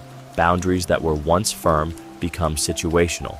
Ethical lines are reframed as gray areas. The person may speak in justifications rather than convictions, signaling that their internal compass is being adjusted to reduce guilt rather than guide behavior. Emotionally, this can feel unsettling because it disrupts your sense of who they are. The traits you trusted, their integrity, their predictability, their values, no longer feel solid. You may sense that something fundamental has shifted, even if you can't point to a specific action yet. Moral flexibility also acts as psychological preparation. By redefining what is acceptable, the mind creates permission structures. If something is no longer wrong, then acting on it feels less threatening to their self-image. This internal negotiation often happens quietly, long before behavior changes outwardly. What makes this signal emotionally triggering is its subtlety. There is no confrontation, no confession, just a slow erosion of certainty. You begin wondering whether you're holding on to standards that no longer apply. Betrayal rarely begins with action. It begins with justification. When morality becomes flexible without clear growth or reflection, it often signals that loyalty is being redefined to accommodate choices that once would have been unthinkable. Rationalizing unethical behavior. Rationalizing unethical behavior is a psychological reprogramming process that occurs when someone needs to make wrongdoing feel acceptable. Before betrayal becomes an action, it must first become reasonable in the mind. Rationalization is how that transformation happens. What once would have triggered guilt is reframed as understandable, necessary, or even justified. This often begins with subtle language shifts. Rules are described as outdated. Boundaries are labeled unrealistic. Harm is minimized by intent rather than impact. They speak in explanations instead of responsibility, focusing on why something had to happen rather than whether it should have happened at all. Ethics become flexible, shaped to fit desire rather than principle. Psychologically, this behavior protects self-image. Most people need to see themselves as good, fair, or justified. When actions threaten that identity, the mind rewrites the moral framework instead of confronting the contradiction. Betrayal is no longer seen as betrayal, but as a response to circumstance, loneliness, pressure, or unmet needs. What makes this signal emotionally unsettling is how it distorts reality. You may hear explanations that sound logical on the surface but feel hollow underneath. Your discomfort is treated as naivety, rigidity, or emotionality. Over time, this can make you question your own moral compass while theirs quietly shifts. Rationalizing unethical behavior also removes the internal brakes. Once the mind accepts that values are negotiable, future actions face less resistance. Each justification makes the next one easier, creating momentum toward deeper violations. This signal marks a critical psychological turning point. When ethics are no longer anchors but tools, loyalty becomes conditional, harm becomes explainable, and betrayal stops feeling wrong long before it actually happens. Increased self-centeredness. Increased self-centeredness appears when someone's attention turns inward in a way that leaves little room for mutual awareness. Conversations begin orbiting around their needs, their stress, their goals, and their feelings, while yours receive minimal curiosity or emotional space. The shift feels subtle at first, but over time, it becomes a pattern where empathy feels one-sided. This change often signals internal prioritization. When a person is contemplating betrayal, their psychological focus narrows. Managing internal conflict, desire, or justification requires mental energy, and that energy is often taken from relational awareness. The self becomes the center, not out of confidence, but out of preoccupation. What makes this signal emotionally draining is the imbalance it creates. You may find yourself listening more, giving more, and adjusting more, while receiving less in return. Your experiences are acknowledged briefly, if at all, before the focus redirects back to them. This can leave you feeling unseen even while being physically present. Increased self-centeredness also serves a protective function. By keeping the emotional spotlight on themselves, they avoid deeper engagement with your perspective, which could challenge their internal narrative or invite accountability. Empathy becomes inconvenient when it threatens self-justification. Over time, this behavior erodes emotional reciprocity. The relationship shifts from shared to skewed, from mutual to transactional. You begin adapting to their emotional gravity, slowly shrinking your own needs to maintain harmony. In that environment, betrayal becomes easier to rationalize because the relationship has already been reframed internally as revolving around them rather than existing as a shared emotional space. Reduced vulnerability. Reduced vulnerability is a quiet emotional retreat that often happens when someone is preparing to protect themselves rather than connect. Vulnerability requires trust, openness, and a willingness to be seen. When betrayal begins forming, those qualities become risky. The person starts closing emotional doors not because they are stronger, but because they are hiding something they no longer want exposed. This reduction shows up as emotional self-containment. They stop sharing fears, doubts, or inner struggles. Conversations stay surface level. When asked how they truly feel, the answers are vague or deflected. Psychologically, vulnerability threatens secrecy. Being open invites questions, empathy, and emotional reciprocity, all of which make it harder to maintain a divided inner life. What makes this signal emotionally triggering is the sudden imbalance it creates. You may still be open, expressive, and emotionally available, while they become guarded and distant. This asymmetry can make you feel exposed, as if you're sharing into a void. Over time, you may start withholding your own vulnerability to protect yourself from rejection. Reduced vulnerability also weakens emotional intimacy. Without emotional openness, connection becomes transactional rather than bonded. You may feel like you're interacting with a version of them that is edited, controlled, and emotionally inaccessible. On a deeper level, this withdrawal allows them to detach without confrontation. By sealing off their inner world, they reduce emotional accountability and make separation easier to justify. When vulnerability disappears, loyalty soon follows, because genuine connection cannot survive where openness is no longer allowed to exist. Avoiding emotional conversations. Avoiding emotional conversations is a psychological signal that reveals an unwillingness to engage where truth lives. Emotional dialogue requires presence, vulnerability, and alignment between inner experience and outward expression. When someone begins consistently steering away from these conversations, it often reflects an internal conflict they are not ready or willing to face. This avoidance can be subtle. Topics are changed when feelings are mentioned. Responses become shallow, practical, or dismissive when emotions surface. Moments that invite connection are met with distraction, humor, or silence. Over time, the emotional depth that once existed begins to flatten, replaced by surface-level interaction. Emotionally, this creates loneliness even in proximity. You may find yourself feeling unseen or emotionally stranded, as though the person is physically present but psychologically unreachable. This absence is particularly painful because it deprives you of reassurance, clarity, and mutual understanding, the very elements that sustain trust. Avoiding emotional conversations also functions as self-protection.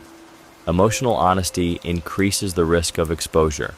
It invites questions, reflection, and accountability. When someone is harboring conflicting feelings or hidden intentions, emotional conversations feel dangerous, not because they are harmful, but because they threaten concealment. What makes this signal so destabilizing is the way it silences resolution. Issues remain unspoken, tensions remain unresolved, and assumptions quietly replace clarity. You may stop initiating these conversations altogether, learning that emotional openness leads nowhere. Betrayal thrives in emotional avoidance. When feelings are consistently bypassed, connection weakens, truth stays hidden, and the relationship becomes a place where silence protects secrets more than words protect trust. Being overly agreeable to avoid scrutiny. Being overly agreeable to avoid scrutiny is a psychological camouflage strategy that appears when someone is trying to stay beneath the surface. Agreement becomes a way to prevent attention, reduce questioning, and keep conversations from going deeper than they can safely manage. Instead of engaging honestly, they smooth everything over. This behavior often looks like sudden compliance. They agree quickly, avoid disagreement, and offer reassurance without substance. On the surface, this can feel pleasant or cooperative, but psychologically, excessive agreeableness is not about harmony. It is about risk management. The less friction there is, the fewer opportunities there are for probing questions or emotional exposure. The mind uses agreeableness as a distraction. By aligning with you too easily, they redirect focus away from themselves. Conflict invites scrutiny. Disagreement invites discussion. Agreement ends the conversation. This allows them to maintain control over what is explored and what remains hidden. What makes this signal emotionally disorienting is the lack of depth it creates. Conversations feel resolved too quickly. Concerns are acknowledged but not truly addressed. You may feel momentarily soothed, yet strangely unsatisfied, sensing that something important has been bypassed rather than understood. Over time, this pattern erodes trust in a subtle way. You stop feeling met, challenged, or engaged. Emotional exchange becomes shallow, transactional, and safe only on the surface. Being overly agreeable is not the same as being aligned. It is often a sign of emotional evasion. When someone chooses smoothness over truth, it suggests there are areas they cannot afford to examine too closely, because what might be revealed would disrupt the stability they are working so hard to maintain. Withholding information. Withholding information is a quiet but deliberate psychological shift where truth is no longer freely offered, only selectively released. It's not always about direct lies, but about what remains unsaid. Details are skipped, explanations are delayed, and important context is conveniently missing. You sense that knowledge is being rationed rather than shared. This behavior often develops when openness feels risky. When someone anticipates judgment, confrontation, or emotional consequence, they begin managing information as a form of self-protection. Silence becomes safer than honesty. By controlling what you know, they control how much you can question, understand, or react. What makes withholding information emotionally unsettling is how it destabilizes trust without creating a clear confrontation. You may feel something is off, yet struggle to explain why. Conversations leave you with unanswered questions, but no obvious reason to challenge what wasn't said. This ambiguity invites self-doubt and overthinking. Withholding also creates an invisible hierarchy. One person holds knowledge, the other holds uncertainty. That imbalance shifts power quietly but effectively. You may find yourself dependent on fragments of truth, adjusting your expectations around incomplete information. Over time, this pattern erodes emotional safety. Shared reality begins to fracture, replaced by partial truths and unspoken gaps. You stop feeling included in their inner world and start feeling managed. Betrayal thrives in this space, not because of dramatic deception, but because truth has been quietly removed from the foundation of connection, leaving silence to do the damage instead. Speaking in half-truths. Speaking in half-truths is a psychological balancing act between honesty and concealment. Instead of fully lying, the person offers fragments of truth arranged in a way that hides the larger reality. This allows them to appear transparent while still protecting what they don't want revealed. When betrayal is forming, this becomes an efficient way to manage guilt without surrendering control. Half-truths often sound convincing because parts of them are real. Details are selectively shared while critical context is omitted. The story is technically accurate, yet emotionally misleading. Psychologically, this reduces internal conflict. They can tell themselves they didn't lie, even though the truth was never fully given. What makes this signal emotionally destabilizing is how hard it is to confront. You sense something is off, but can't easily point to what's wrong. Each statement seems reasonable on its own, which makes questioning it feel unfair or paranoid. Over time, this erodes your confidence in your perception and trains you to accept incomplete explanations. Speaking in half-truths also creates emotional exhaustion. You may find yourself piecing together conversations, reading between the lines, or searching for clarity that never fully arrives. This keeps you mentally engaged but emotionally unsatisfied. On a deeper level, half-truths preserve a false sense of trust. They maintain the appearance of honesty while quietly dismantling its substance. When someone consistently filters reality instead of sharing it fully, they are practicing emotional distance. Betrayal doesn't require outright lies to exist. It only needs enough truth to pass inspection and enough omission to remain hidden. Frequent "I forgot" excuses. Frequent "I forgot" excuses are a psychological signal that often indicates selective attention rather than genuine memory lapses.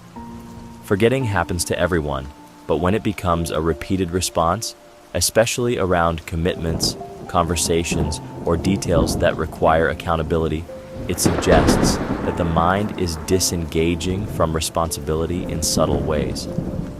This pattern usually appears around emotionally inconvenient moments.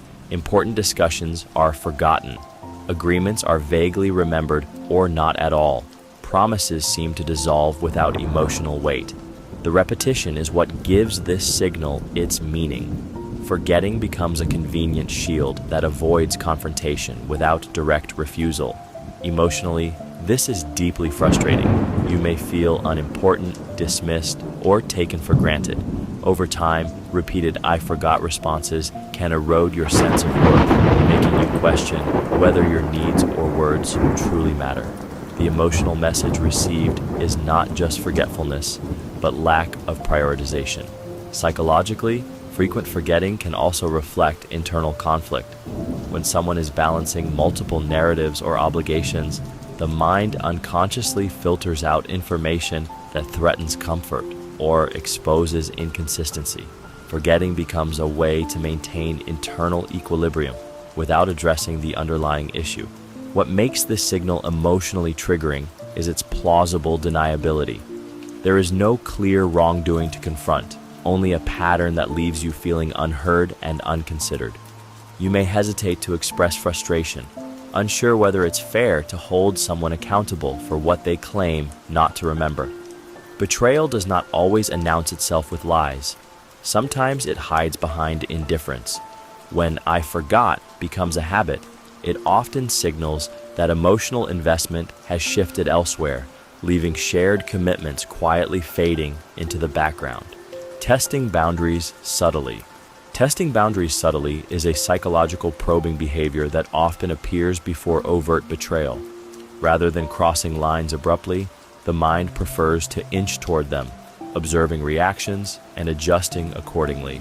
These small tests are rarely obvious. They are framed as jokes, hypotheticals, minor favors, or seemingly harmless deviations from what was previously respected. Psychologically, this behavior serves as reconnaissance. Each subtle boundary test gathers information. How much resistance is there? How quickly is it challenged? How uncomfortable does the other person become? The answers help determine how far future actions can go without consequence. Boundaries that are not reinforced are mentally logged as negotiable. What makes this signal emotionally unsettling is its ambiguity. You may sense discomfort, but struggle to articulate why. The behavior is just mild enough to make confrontation feel unnecessary or dramatic. As a result, you may let it pass, even though your intuition signals misalignment. Testing boundaries also allows the person to preserve plausible deniability. If challenged, they can minimize, joke, or claim misunderstanding. This protects their self-image while still advancing the boundary slightly forward. Over time, these small shifts compound. What once would have felt unacceptable becomes familiar. The emotional terrain changes gradually, lowering resistance and increasing tolerance. Each unchallenged test normalizes the next one. This behavior is not about curiosity. It is about calibration. When someone tests boundaries subtly, they are measuring how much integrity the relationship can absorb before breaking. Betrayal rarely arrives without warning. It often walks in slowly, step by step, through boundaries that were softened long before they were crossed. Fishing for reassurance excessively. Fishing for reassurance excessively occurs when someone seeks constant confirmation of their goodness, loyalty, or value, often without clear reason. They may ask if you trust them, if you're happy, or if you think they're a good person, repeating these questions in ways that feel anxious rather than affectionate. The reassurance they seek never seems to last. This behavior often signals internal guilt or uncertainty. When someone's actions or thoughts are drifting away from their values, their self-image becomes unstable.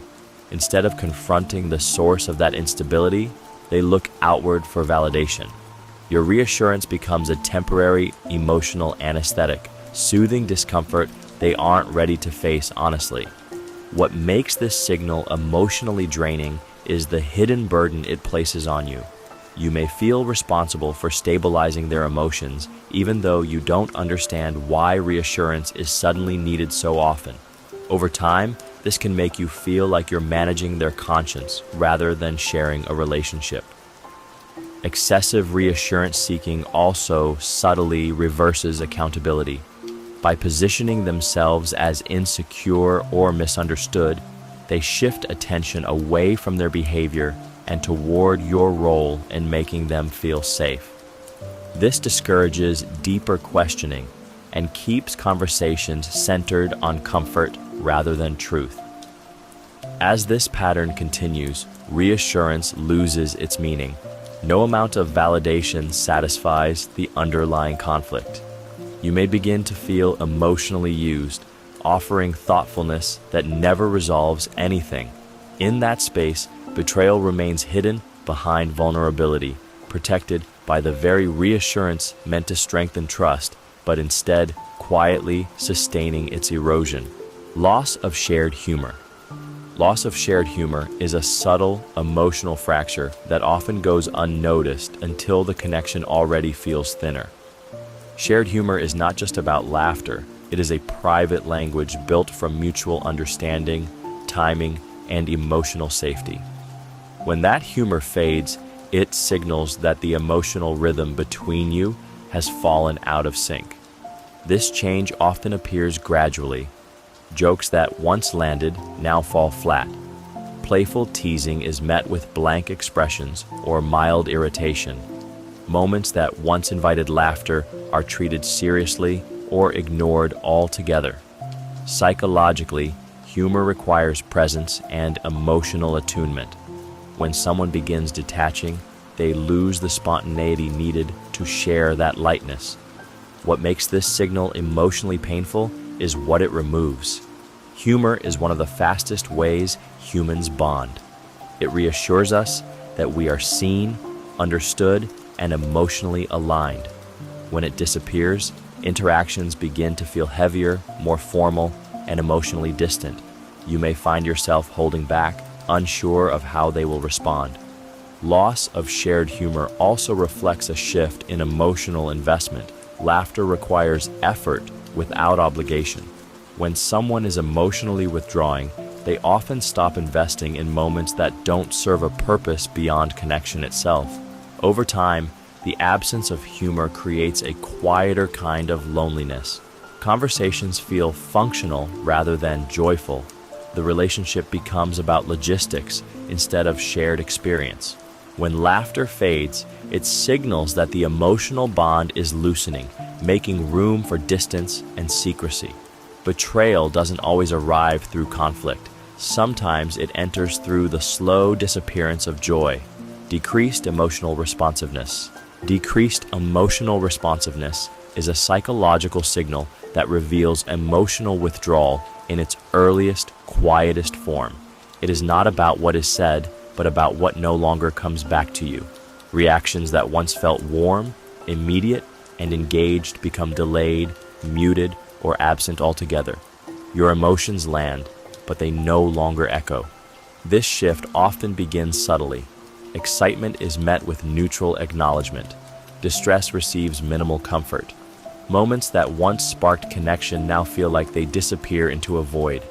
The person is present, yet emotionally distant, as if their inner world is slowly closing its doors.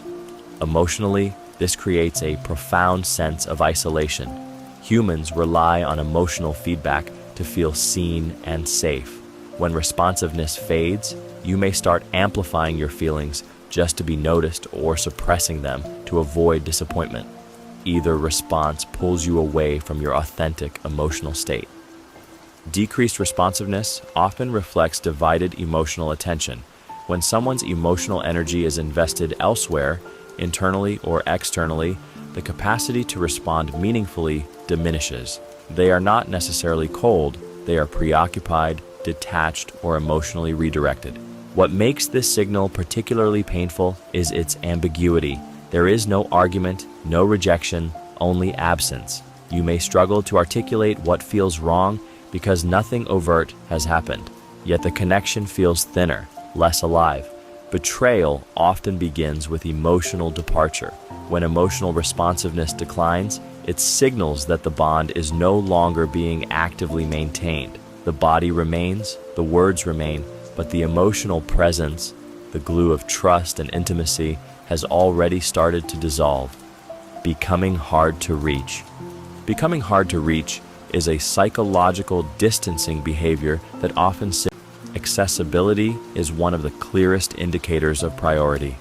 When someone begins to delay responses, miss calls, or regularly become unavailable without clear explanation, it suggests that their attention is being redirected elsewhere. This change rarely happens all at once. Response times stretch. Messages go unanswered longer than they used to. Availability becomes inconsistent and unpredictable. Each instance seems minor, but together they form a pattern of absence that feels increasingly intentional. Psychologically, this behavior reduces accountability.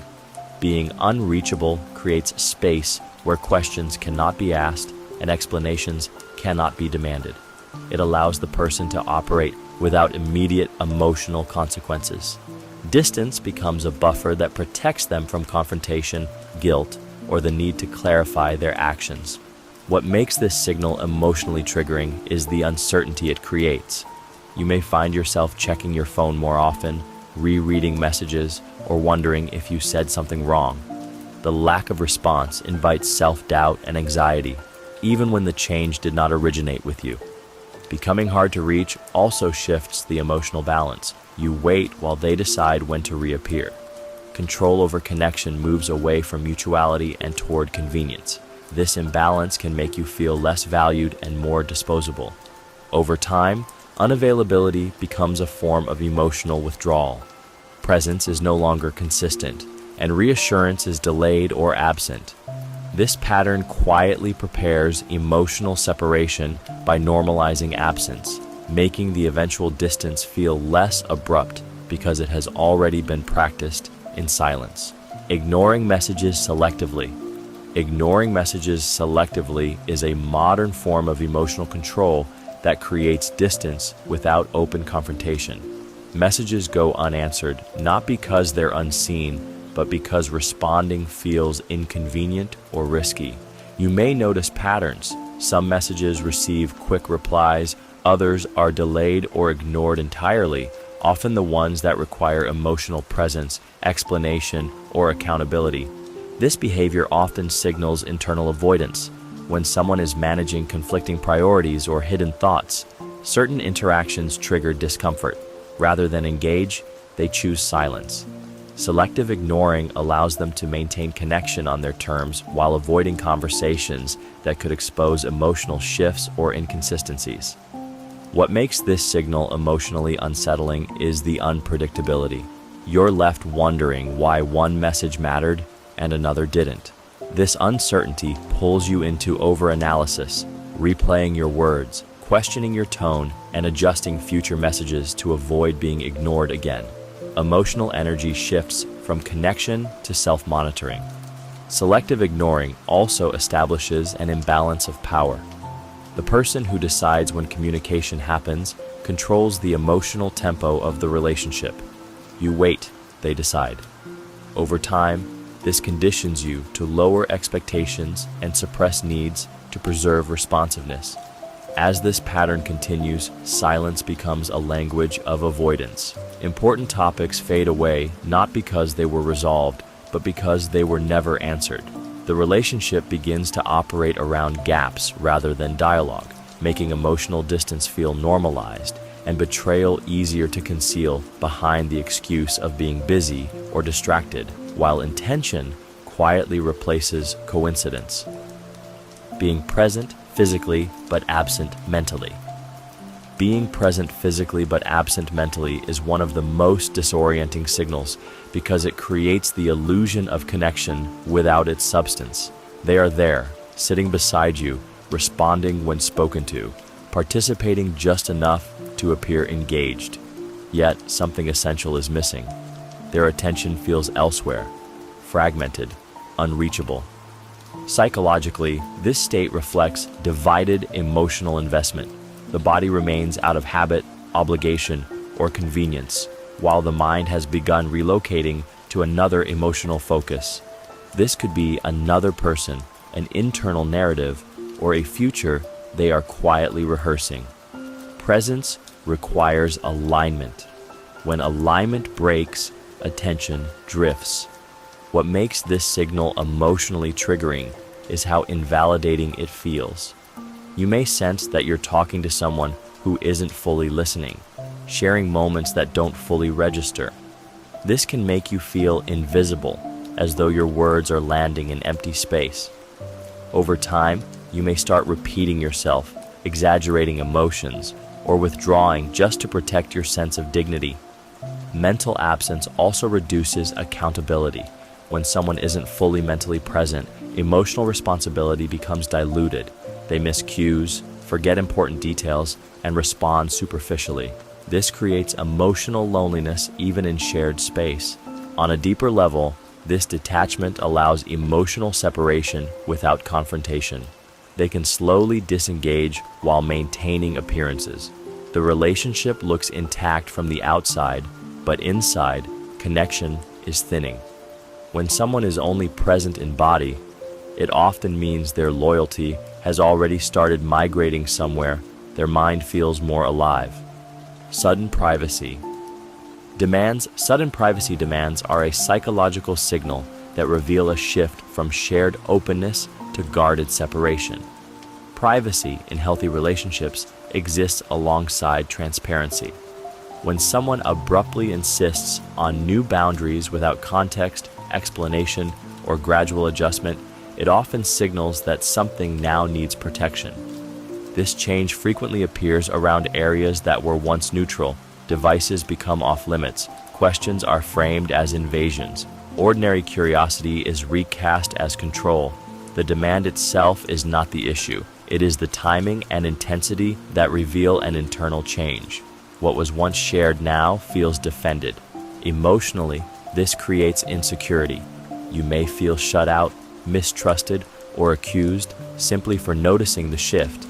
The suddenness leaves little room for understanding, only confusion. Your nervous system registers the boundary not as safety, but as exclusion. Psychologically, sudden privacy demands function as a shield. They create distance between behavior and accountability. By redefining access as inappropriate, the person reduces the likelihood of discovery and justifies concealment under the language of autonomy. What makes this signal emotionally triggering is the reversal it creates. Transparency is reframed as entitlement. Trust is portrayed as surveillance. This inversion destabilizes the relationship, leaving you unsure what is reasonable to ask or expect. Over time, these demands normalize emotional distance. You stop inquiring, not because curiosity disappears, but because questioning feels risky. Silence replaces dialogue. Betrayal requires protected space. Sudden privacy demands carve out that space psychologically first, teaching the mind that secrecy can be defended as self-respect while connection quietly erodes behind closed boundaries. Treating trust as a burden. Treating trust as a burden is a psychological shift that occurs when someone no longer wants the responsibility that trust demands. Trust requires consistency, transparency, and consideration. When a person begins to experience those expectations as pressure rather than privilege, it signals a growing internal resistance to accountability. This often appears in subtle complaints. They speak about feeling monitored, constrained, or suffocated, even when no control is being exerted. Ordinary expectations are reframed as demands. Openness becomes too much, and reassurance is treated as exhausting. The language shifts from shared responsibility to personal inconvenience. Psychologically, this happens when trust conflicts with hidden intentions. Transparency threatens secrecy. Reliability threatens flexibility. To preserve freedom of action, the mind recasts trust as unreasonable rather than necessary. The problem is no longer their behavior, but the expectation that they should be trustworthy at all. What makes this signal emotionally destabilizing is the guilt it places on you. You may begin minimizing your needs, apologizing for seeking clarity, or questioning whether trust itself is unfair. The emotional standard quietly drops, not because it should, but because maintaining it creates tension. Treating trust as a burden also alters the power dynamic. They position themselves as constrained by your expectations, while you are framed as asking for too much. This reframing allows them to justify distance and secrecy without appearing overtly disloyal. When trust becomes framed as an obstacle rather than a foundation, loyalty begins to feel optional. This psychological shift clears the internal path for betrayal by redefining integrity as restriction and freedom, as something that must be protected from closeness rather than built through it. Increased stress with no clear cause. Increased stress with no clear cause often appears when someone is mentally carrying more than they are willing to share. They seem tense, distracted, or on edge, yet can't point to a specific reason why. Their energy feels compressed, as if they're constantly bracing for something, even during calm moments. This kind of stress usually comes from internal pressure rather than external circumstances. When a person is juggling hidden thoughts, secrets, or conflicting desires, the nervous system stays activated. The mind is busy monitoring behavior, maintaining consistency, and anticipating exposure. That constant vigilance creates strain that eventually surfaces as irritability, fatigue, or emotional withdrawal. What makes this signal emotionally triggering is the way it disrupts connection. You may sense their tension and try to help, only to be met with vague responses or dismissal. This can leave you feeling shut out, concerned, and helpless at the same time. The lack of explanation creates a gap where empathy has nowhere to land. Unexplained stress also changes the emotional atmosphere. Simple interactions feel heavier. Light moments disappear. You may find yourself walking carefully, trying not to add to their burden, even though you don't understand what you're avoiding. This slowly shifts the relationship dynamic toward caution instead of comfort. Over time, increased stress without clarity becomes a warning signal of internal conflict. When someone's emotional load grows but their openness shrinks, the pressure has to go somewhere. Often, it leaks out in ways that strain trust and intimacy, revealing that something beneath the surface is demanding far more energy than they are willing to admit. Overreacting to innocent questions. Overreacting to innocent questions is a psychological alarm that sounds when curiosity collides with something someone is trying to protect. The question itself is rarely the issue. It is what the question threatens to uncover. When simple, neutral inquiries trigger irritation, anger, or exaggerated defensiveness, it suggests that the person is guarding more than they are willing to admit. Psychologically, this reaction comes from anticipation rather than accusation. The mind interprets even harmless curiosity as danger because it brushes against hidden territory. Instead of answering calmly, the nervous system activates, pushing the person into fight mode. The emotional intensity of the response far outweighs the simplicity of the question. What makes this signal emotionally unsettling is how quickly it shifts the atmosphere. A conversation that felt safe suddenly feels volatile. You may feel shocked, confused, or even ashamed for asking something reasonable. This conditions you to hesitate, to second-guess yourself, and eventually to stop asking questions altogether. Over time, this pattern creates emotional silence. You learn that curiosity has consequences, and clarity comes at a cost. This protects secrecy while placing emotional strain on you because unanswered questions don't disappear. They accumulate. On a deeper level, overreacting serves as a deterrent. It teaches you that certain topics are off limits without ever explicitly saying so. This allows betrayal to stay hidden behind emotional intensity rather than logic. When someone reacts too strongly to harmless questions, it often means the truth is too close for comfort, and fear, not innocence, is driving the response. Changing communication patterns. Changing communication patterns are a psychological signal that reveal internal realignment before it becomes visible externally. Communication is one of the most stable behavioral rhythms in close relationships. When that rhythm shifts without explanation, it often reflects a change in emotional availability, priorities, or focus. This change can appear in many forms. Messages become shorter, delayed, or less expressive.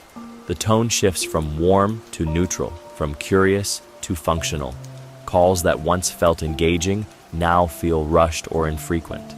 Even when contact still exists, its texture is different, thinner, less emotionally invested. Emotionally, this creates unease. You may sense that something has changed but struggle to articulate what it is.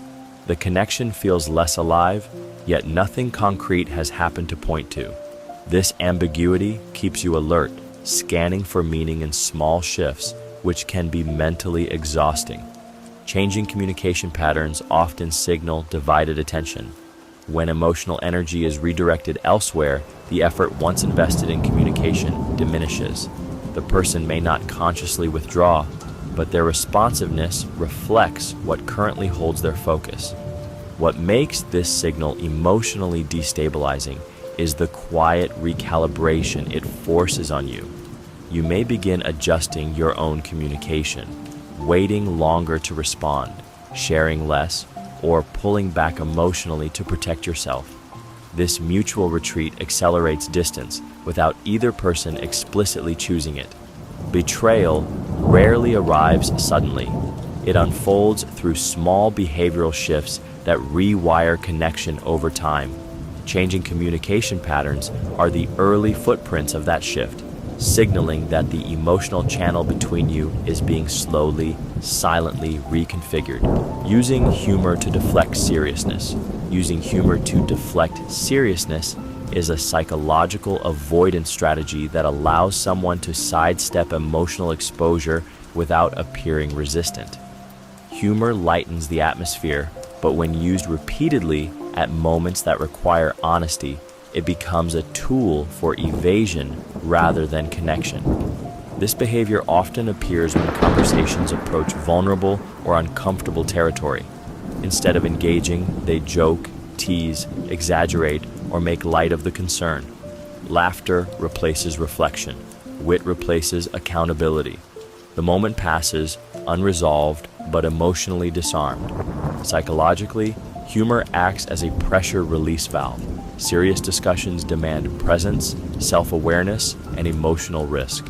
When someone is carrying internal conflict or hidden intentions, that risk feels dangerous. Humor offers a socially acceptable exit that avoids confrontation while maintaining likability. What makes this signal emotionally disorienting is the confusion it creates. You may feel momentarily eased, yet subtly dismissed. The issue remains, but addressing it again feels harder, almost heavy, as if you are disrupting something lighthearted or overreacting to just a joke. Over time, this pattern trains avoidance. Important conversations lose momentum. Emotional depth is replaced by surface interaction. You may stop bringing up concerns altogether, sensing that seriousness will never be met with seriousness. Using humor this way also protects secrecy. It keeps discussions shallow and prevents sustained focus on topics that could reveal misalignment. While humor can strengthen bonds, deflective humor does the opposite. It signals that certain truths cannot be approached directly, and when honesty becomes something to laugh away, emotional distance quietly takes its place. Avoiding accountability language. Avoiding accountability language is a subtle but powerful psychological shift where responsibility quietly disappears from someone's words. Instead of saying, "I did," "I chose," or "I should have," they lean on vague phrasing like, "things happened," "it just turned out that way," or "you know how situations get." Actions lose ownership and become events without an author. This shift often occurs when someone is distancing themselves from the consequences of their behavior. Accountability requires alignment between action and identity. When that alignment becomes uncomfortable, language adapts to reduce emotional exposure. By removing themselves from the center of the sentence, they also remove themselves from responsibility. What makes this signal emotionally disorienting is how slippery it feels. You may leave conversations feeling unsatisfied, sensing that something important was acknowledged but never truly owned. Without clear responsibility, there is nothing to resolve and no ground for repair. The issue remains floating, unresolved, and strangely untouchable. Avoiding accountability language also protects internal narratives. If actions are framed as circumstantial or accidental, guilt becomes easier to manage. The person can maintain a self-image of being reasonable or blameless while still benefiting from the outcome of their choices. Over time, this erosion of ownership weakens trust. You begin to realize that clarity is being avoided on purpose, not out of confusion, but out of self-preservation. When responsibility is consistently softened or redirected, honesty loses its anchor and betrayal becomes easier to rationalize because no one is ever fully admitting to choosing it. Speaking in absolutes defensively is a psychological attempt to shut down uncertainty by force. Words like always, never, nothing, and everyone appear when someone wants to end a conversation rather than explore it. When betrayal is forming, nuance becomes dangerous because nuance invites examination. Absolutes feel safer because they leave no room for follow-up. This pattern often emerges during moments of tension or questioning. Instead of addressing the specific issue, the person escalates the language. A single concern is reframed as an attack on their entire character. By exaggerating the scope, they redirect attention away from the original topic and toward defending an extreme position. Psychologically, absolutes provide emotional armor. They simplify complex situations into rigid statements that protect the person from vulnerability. If something is framed as never happening or always being true, it discourages further inquiry. Challenging an absolute feels exhausting and often pointless, which is exactly why it's used. What makes this signal emotionally triggering is how invalidating it feels. Your experience is erased by language that leaves no space for your perspective. You may feel dismissed, misunderstood, or silenced, even though you were trying to communicate honestly. Over time, this style of communication reshapes the relationship. Conversations become polarized rather than collaborative. Emotional safety erodes because expressing uncertainty or concern is met with verbal walls instead of openness. When someone relies on absolutes to defend themselves, it often means they are protecting a fragile truth that cannot withstand careful examination. Increased reliance on others emotionally. Increased reliance on others emotionally is a psychological signal that often indicates emotional displacement rather than expansion. Emotional closeness is not limitless. When deep emotional energy is redirected outward, it is usually withdrawn from somewhere else. When someone begins consistently leaning on others for support, validation, or intimacy that once existed between you, it reflects a shift in emotional allegiance. This change often appears subtly. They speak more about how someone else understands them, comforts them, or is just easier to talk to. Emotional struggles are processed elsewhere, while you receive summaries or silence. The bond doesn't break dramatically. It thins quietly as emotional exchange is outsourced. Emotionally, this can feel like being slowly replaced. You may sense that you are no longer the first point of connection, even if your role hasn't been formally redefined. This creates insecurity, not because connection with others is wrong, but because your shared emotional channel is no longer primary.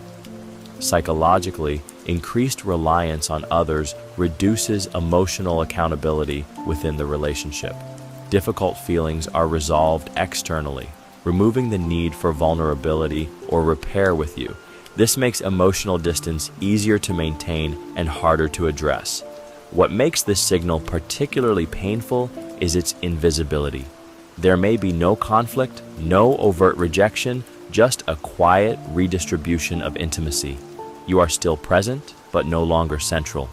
Betrayal often begins emotionally before it becomes behavioral. When someone consistently turns elsewhere for emotional fulfillment, it signals that attachment is shifting. Loyalty erodes not through abandonment, but through the slow transfer of emotional dependency to someone outside the bond you once shared. Disappearing during critical moments. Disappearing during critical moments is a psychological abandonment signal that reveals where emotional commitment truly stands.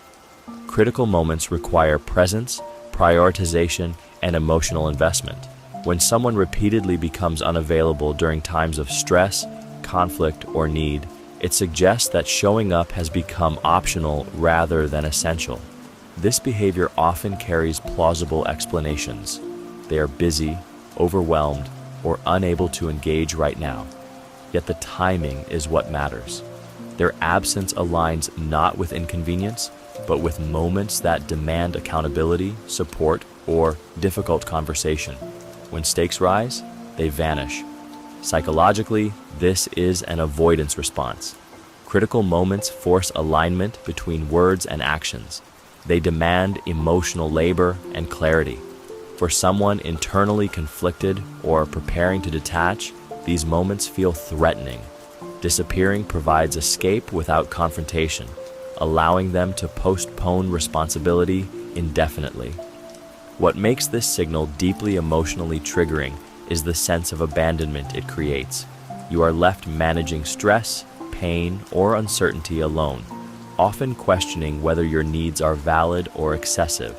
The absence hurts more because it occurs when presence matters most. Over time, this pattern reshapes expectations. You stop relying on them. You brace for solitude in moments where partnership should exist. Emotional independence becomes a defense rather than a choice. Disappearing during critical moments also normalizes emotional withdrawal. Absence becomes familiar. Support becomes unreliable. This quiet erosion of presence prepares the emotional ground for betrayal, because a person who is not there when it matters most has already stepped away from the role trust requires, even if they have not yet admitted it aloud. Reduced investment in problem solving.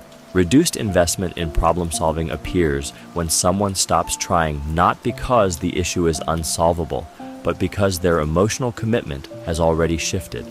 Conversations that once involved effort, compromise, and curiosity now end quickly or are met with indifference.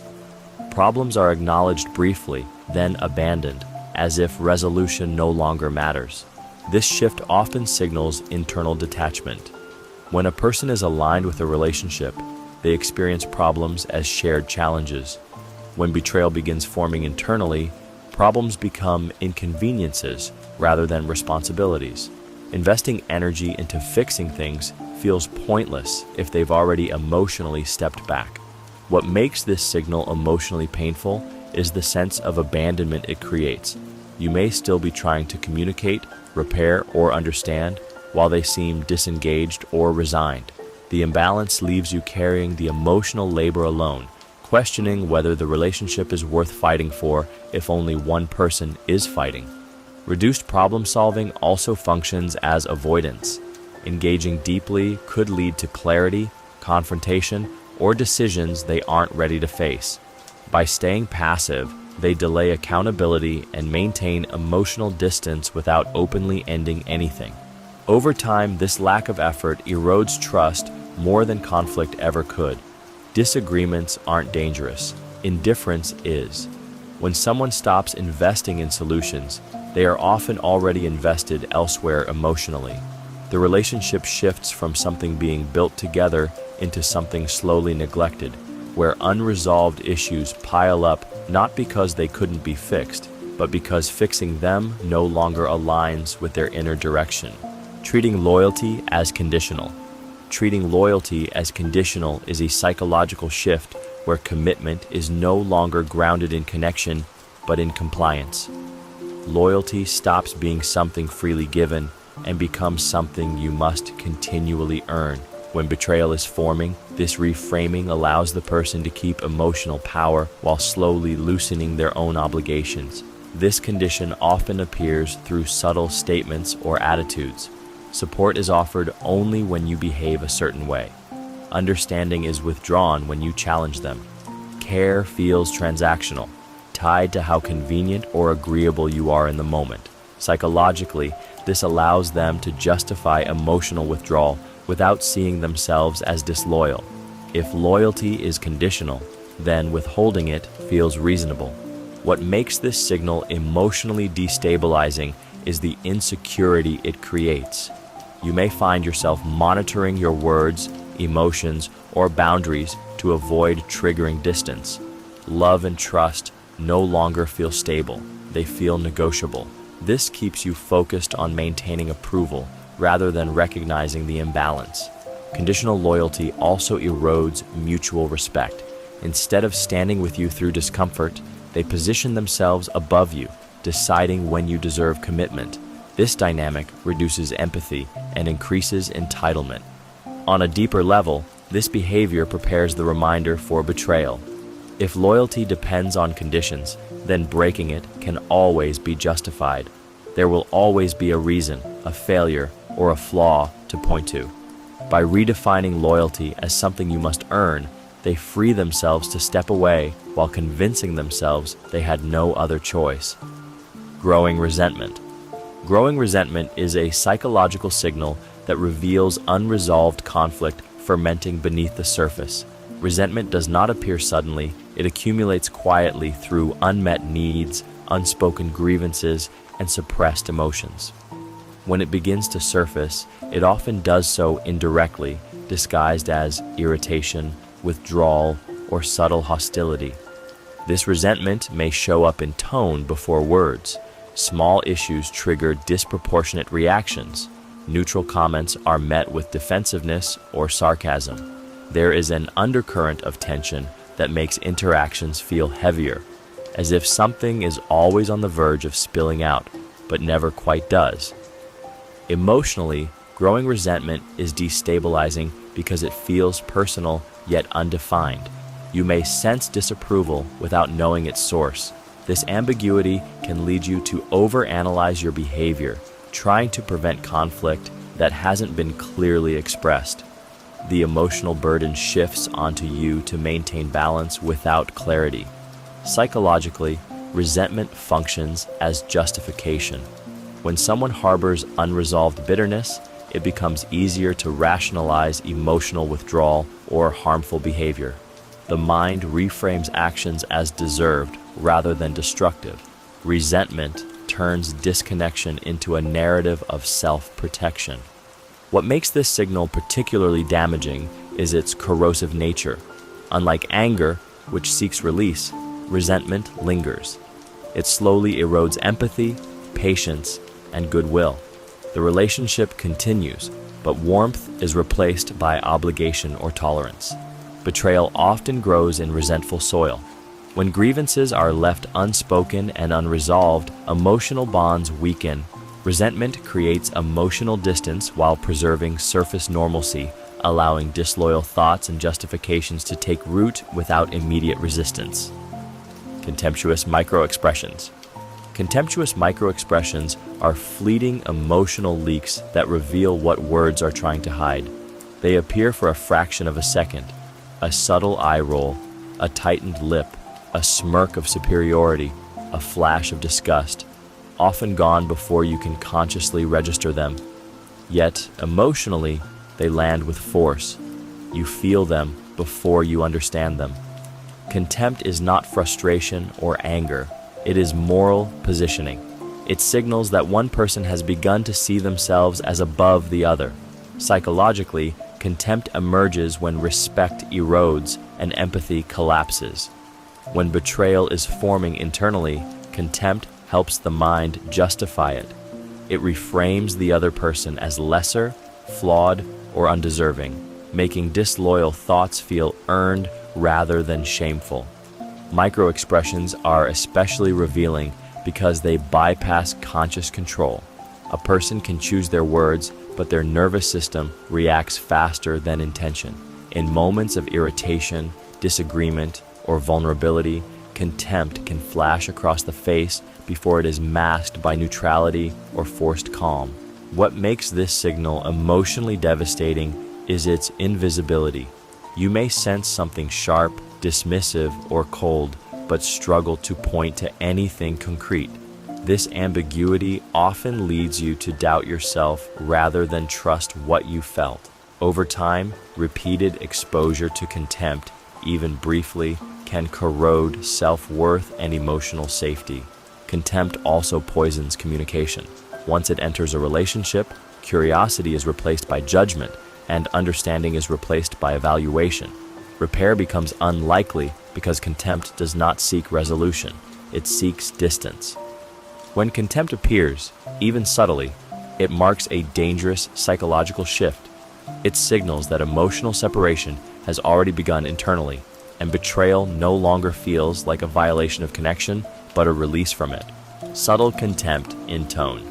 Subtle contempt in tone is one of the most corrosive psychological signals because it communicates superiority without openly declaring it. It appears as faint sarcasm, dismissive inflection, quiet mockery, or a patronizing edge that wasn't there before. The words themselves may seem neutral, but the tone carries a message of irritation, disdain, or emotional distance. This shift often emerges when respect has begun to erode internally. When someone is preparing to detach or justify disloyal thoughts, they unconsciously lower the emotional value of the person they are connected to. Contempt makes that easier. It reframes you as less worthy of care, patience, or consideration, reducing internal resistance to emotional separation. What makes subtle contempt especially triggering is how hard it is to confront. If you point it out, it can be denied or reframed as humor, stress, or misunderstanding. Yet your nervous system registers it immediately. You feel talked down to, minimized, or quietly disrespected, even if you can't quote a specific insult.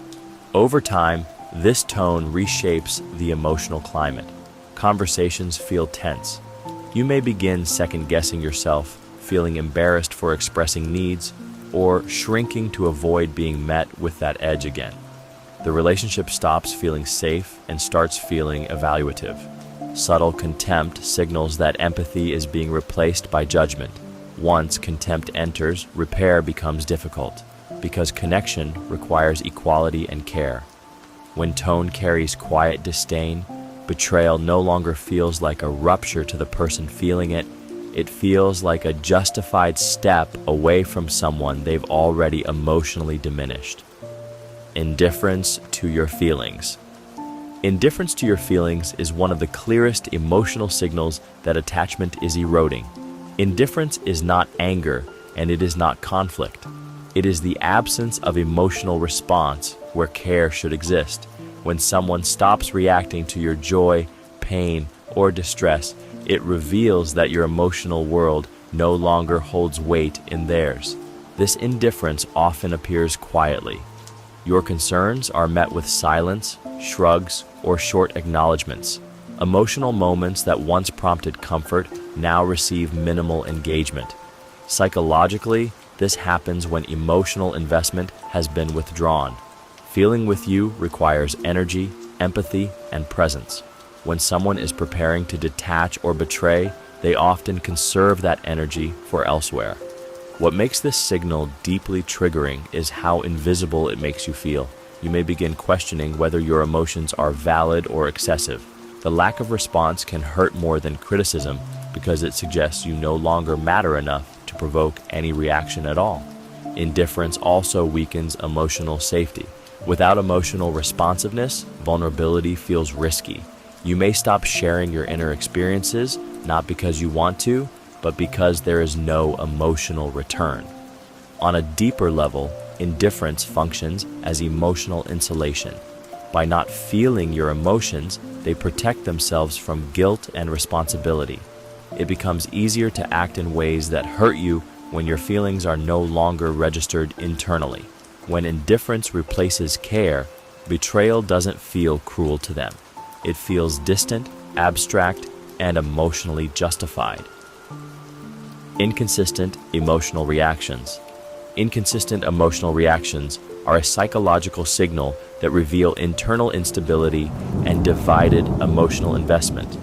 When someone is emotionally aligned, their responses follow a predictable rhythm. Joy, concern, empathy, and frustration show up in ways that feel coherent over time. When that coherence breaks, emotional reactions begin to feel mismatched and unreliable. This inconsistency often appears as emotional whiplash. A situation that once mattered deeply now receives little reaction, while minor issues suddenly provoke strong responses.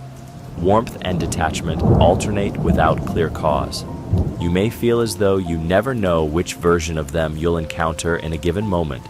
Emotionally, this creates unease and hypervigilance. You begin scanning their mood, adjusting your behavior, trying to anticipate reactions to avoid discomfort. This constant emotional recalibration is exhausting and destabilizing, pulling you away from your own emotional needs. Psychologically, inconsistent reactions often indicate internal conflict. The person may be managing guilt, secrecy, or competing emotional attachments.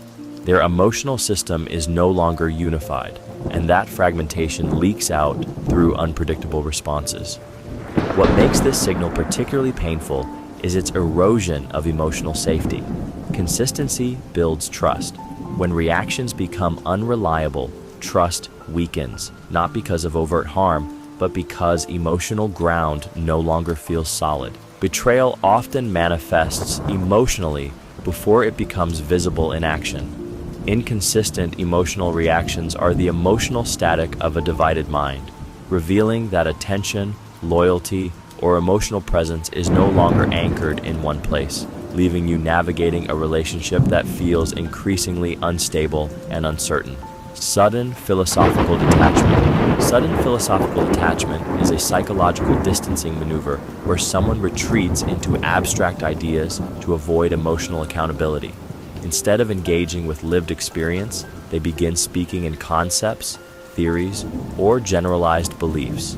Emotions are reframed as illusions, attachments as weaknesses, and commitment as something constructed rather than chosen. This shift often appears during moments that require personal responsibility.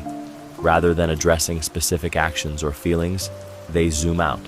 They talk about how nothing is permanent, how people are just passing through each other's lives, or how expectations are the root of suffering. These ideas may sound thoughtful or enlightened, but psychologically they function as insulation. Detachment at this level protects the self from guilt. If everything is impermanent and meaning is subjective, then harm loses its weight. Betrayal becomes a philosophical inevitability rather than a personal choice. By abstracting the situation, they avoid confronting the emotional consequences of their behavior. What makes this signal emotionally disorienting is the way it invalidates your experience. Your feelings are not met with empathy, but with ideology. Pain is answered with theory. This can make you feel unsophisticated, emotional, or unreasonable for wanting clarity or care. Sudden philosophical detachment also introduces emotional superiority. They position themselves as evolved, rational, or awakened, while closeness is framed as naive or constricting. This creates distance without overt rejection. This behavior marks a critical internal shift. When someone replaces emotional presence with intellectual distance, they are stepping out of relationship and into self-protection. Betrayal becomes easier when connection is reduced to an idea rather than a lived bond, because ideas can be abandoned without remorse. Avoiding shared spaces. Avoiding shared spaces is a behavioral expression of emotional withdrawal. It shows up as subtle changes in routine, spending more time elsewhere, choosing separate rooms, altering schedules, or finding reasons not to be in the same physical environment. The avoidance doesn't come with explanation. It simply becomes the new normal. Shared spaces represent closeness, familiarity, and unfiltered presence. When someone begins to avoid them, it often reflects discomfort with intimacy rather than a need for solitude. Being physically near you requires emotional consistency. When that consistency is missing, proximity feels exposing. This behavior often develops when someone is trying to manage internal conflict. Shared spaces increase the chance of conversation, observation, and emotional engagement. Avoidance reduces those risks. Distance becomes a way to maintain control and prevent moments that could invite questions or reveal emotional shifts. What makes this signal emotionally painful is how it alters the sense of togetherness. You may begin feeling alone even when not technically alone. Familiar environments feel emptier, and connection feels conditional on circumstance rather than desire. You start noticing how much effort it takes to occupy the same space. Over time, avoiding shared spaces rewires the relationship. Togetherness becomes rare and intentional instead of natural. You adapt by lowering expectations, filling the silence, or creating your own distance to cope. In that growing separation, betrayal becomes easier to conceal because the relationship has already been divided physically and emotionally, one avoided room or missed moment at a time. Making unilateral decisions. Making unilateral decisions is a psychological shift that signals emotional separation before physical or verbal separation occurs. In healthy bonds, decisions are shared because shared reality matters. When someone begins deciding without you, especially on matters that affect both of you, it reveals that they no longer see you as part of their inner decision-making world. This behavior often starts subtly. Plans are made without consultation. Choices are presented as fate's accomplice rather than discussions. When questioned, the response is practical or dismissive, as if your input is optional. Psychologically, this reflects a recentering of the self. Their priorities, desires, and future are being organized independently. What makes this signal emotionally triggering is the loss of agency it creates. You may feel sidelined, powerless, or suddenly irrelevant in situations where you once had a voice. This can create a quiet grief as you realize that inclusion has been replaced by notification. Unilateral decision-making also reduces accountability. When someone stops collaborating, they stop emotionally considering how choices affect you. This makes it easier to justify decisions that benefit them while disadvantaging the relationship. On a deeper level, this behavior rehearses separation. By acting alone, they practice life without you while still maintaining the appearance of togetherness. Each solo decision weakens the shared foundation and strengthens their independence. When someone consistently chooses without you, it signals that loyalty is no longer mutual, and betrayal becomes less a rupture and more a continuation of the direction they've already been moving. Less curiosity about your life. Less curiosity about your life is a psychological signal that reveals emotional disengagement through absence rather than conflict. Curiosity is one of the clearest expressions of care. When someone is emotionally invested, they naturally want to know how you feel, what you're thinking, and what is happening in your world. When that curiosity fades, it signals that attention has quietly shifted elsewhere. This change often shows up in small moments. They stop asking follow-up questions. Your stories receive acknowledgement without interest. Important events in your life are remembered vaguely or not at all. The exchange becomes one-sided, where you listen more than you are listened to. Emotionally, this can feel deeply invalidating. Being known is a core human need, and curiosity is how that knowing is sustained. When it disappears, you may begin to feel invisible or emotionally unnecessary, even if the relationship technically continues. Psychologically, reduced curiosity reflects emotional withdrawal. Attention is a limited resource. When it is consistently directed away from you, it often indicates that emotional energy is being invested elsewhere, whether internally or externally. The bond weakens not because of hostility, but because of neglect. What makes this signal particularly painful is its quietness. There is no argument to address, no behavior to confront directly. The absence of interest is harder to name, yet more revealing than overt rejection. Betrayal often begins with emotional detachment. When curiosity about your inner world fades, it signals that the emotional thread connecting you is thinning, leaving space for disconnection to deepen while you are left wondering when you stopped being someone they wanted to truly know. Becoming transactional. Becoming transactional is a psychological shift where connection is replaced by calculation. Relationships thrive on goodwill, generosity, and unspoken care. When someone begins measuring interactions in terms of exchange, what they give versus what they get, it signals that emotional investment is being withdrawn and replaced with self-interest. This change often reveals itself quietly. Support comes with conditions. Effort is offered only when it benefits them. Acts of care are followed by expectations, reminders, or subtle tallies. What once felt freely given now feels negotiated, as if every interaction carries an invisible invoice. Psychologically, transactional behavior reduces vulnerability. Genuine connection requires trust and emotional exposure. When someone is preparing to detach or justify disloyalty, turning the relationship into a series of exchanges creates emotional distance. It reframes the bond as a contract rather than a commitment. What makes this signal emotionally unsettling is the erosion of safety it creates. You may begin questioning whether affection is sincere or strategic. Instead of feeling valued for who you are, you feel valued for what you provide. This can lead to anxiety, overgiving, or withdrawal as you try to restore balance. Becoming transactional also allows moral justification. If the relationship is framed as unequal or unfulfilling, then seeking fulfillment elsewhere feels reasonable. Emotional debts are exaggerated. Contributions are minimized. The narrative shifts from shared life to unfair exchange. Over time, warmth is replaced by negotiation. Care is replaced by cost-benefit thinking.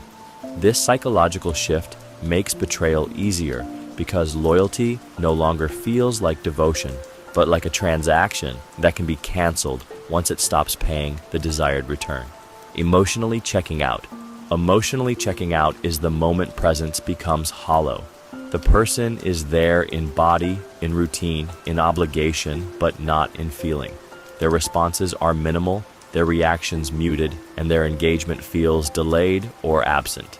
You may speak and be heard, but not truly received. This shift happens when emotional investment has already been withdrawn internally. Rather than confronting conflict or making decisions, the mind chooses disengagement. It's a psychological exit that avoids accountability while maintaining appearances. By checking out emotionally, they no longer have to feel the weight of connection, guilt, or responsibility. What makes this signal deeply unsettling is the loneliness it creates inside the relationship itself. You may find yourself trying harder to spark emotion, to provoke reaction, or to feel something real again. The absence feels colder than anger because anger still implies care. Emotional numbness does not. Emotionally checking out also protects internal narratives. If they don't feel deeply, they don't have to question why. Detachment becomes a buffer against self-reflection. Your needs, pain, or concern can be acknowledged intellectually without being felt emotionally. Over time, this emotional absence reshapes the dynamic. You begin grieving the connection while it technically still exists. The relationship becomes a shell, familiar but empty. Betrayal doesn't always arrive as a sudden act. Sometimes it follows a long emotional departure, where one person has already left in every way that matters, leaving the other to slowly realize they're alone with someone who has already gone. Downplaying commitments. Downplaying commitments is a psychological softening of responsibility that often appears before loyalty is broken outright. Commitments represent intention, continuity, and accountability. When someone begins minimizing their importance, they are quietly loosening the emotional ties that bind them to you. This behavior shows up in language first. Promises are reframed as not a big deal. Plans that once mattered are treated as flexible or optional.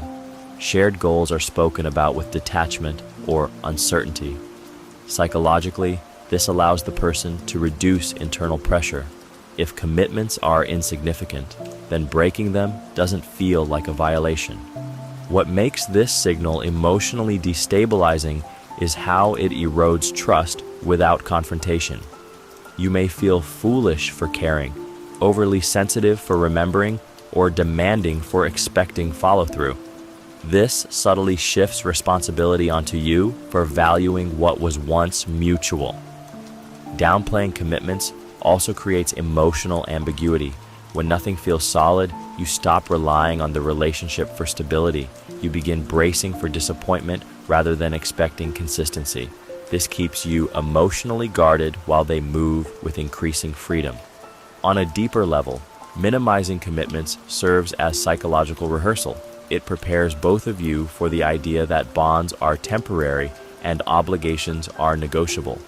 By redefining commitment as optional, they create emotional permission to step away without guilt. When commitments lose their weight, loyalty soon follows, because loyalty cannot survive where promises are treated as disposable. Increased deception confidence.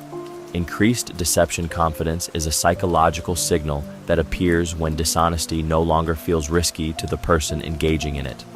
Early deception is often accompanied by anxiety, hesitation, or overcorrection.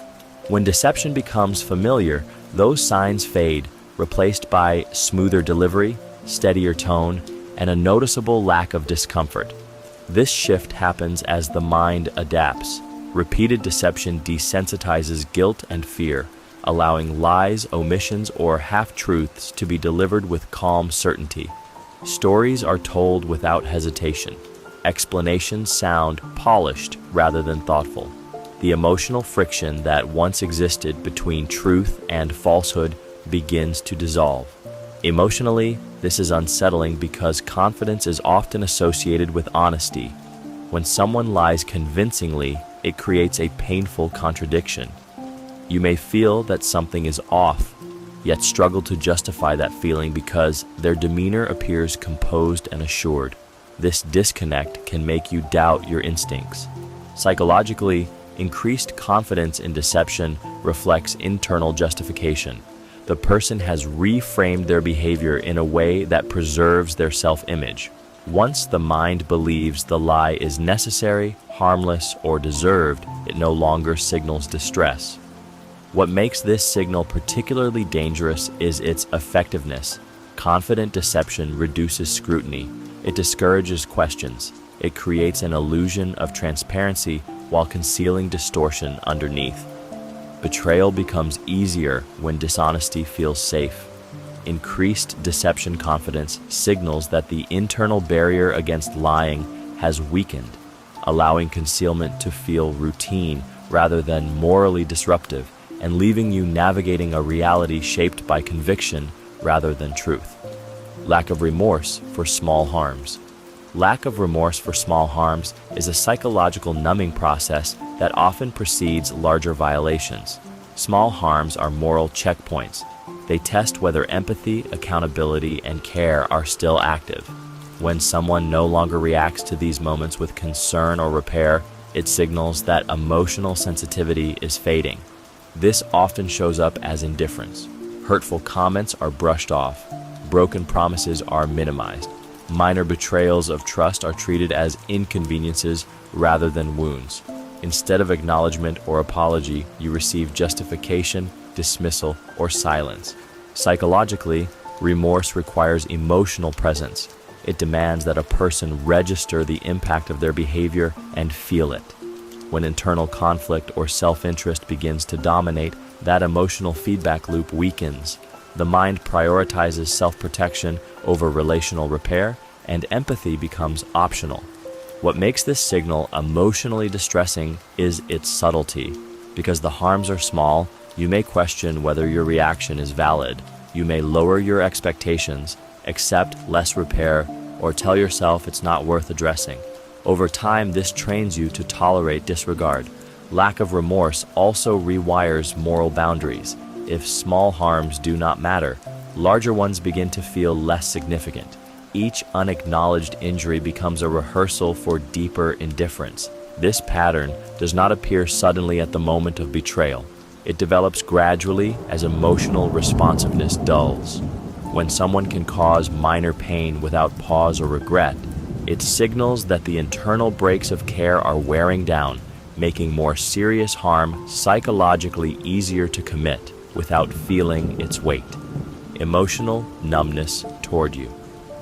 Emotional numbness toward you is not loud or dramatic. It is cold, quiet, and deeply unsettling. Reactions that once carried warmth now feel flat. Your emotions no longer move them the way they used to. Joy, sadness, concern,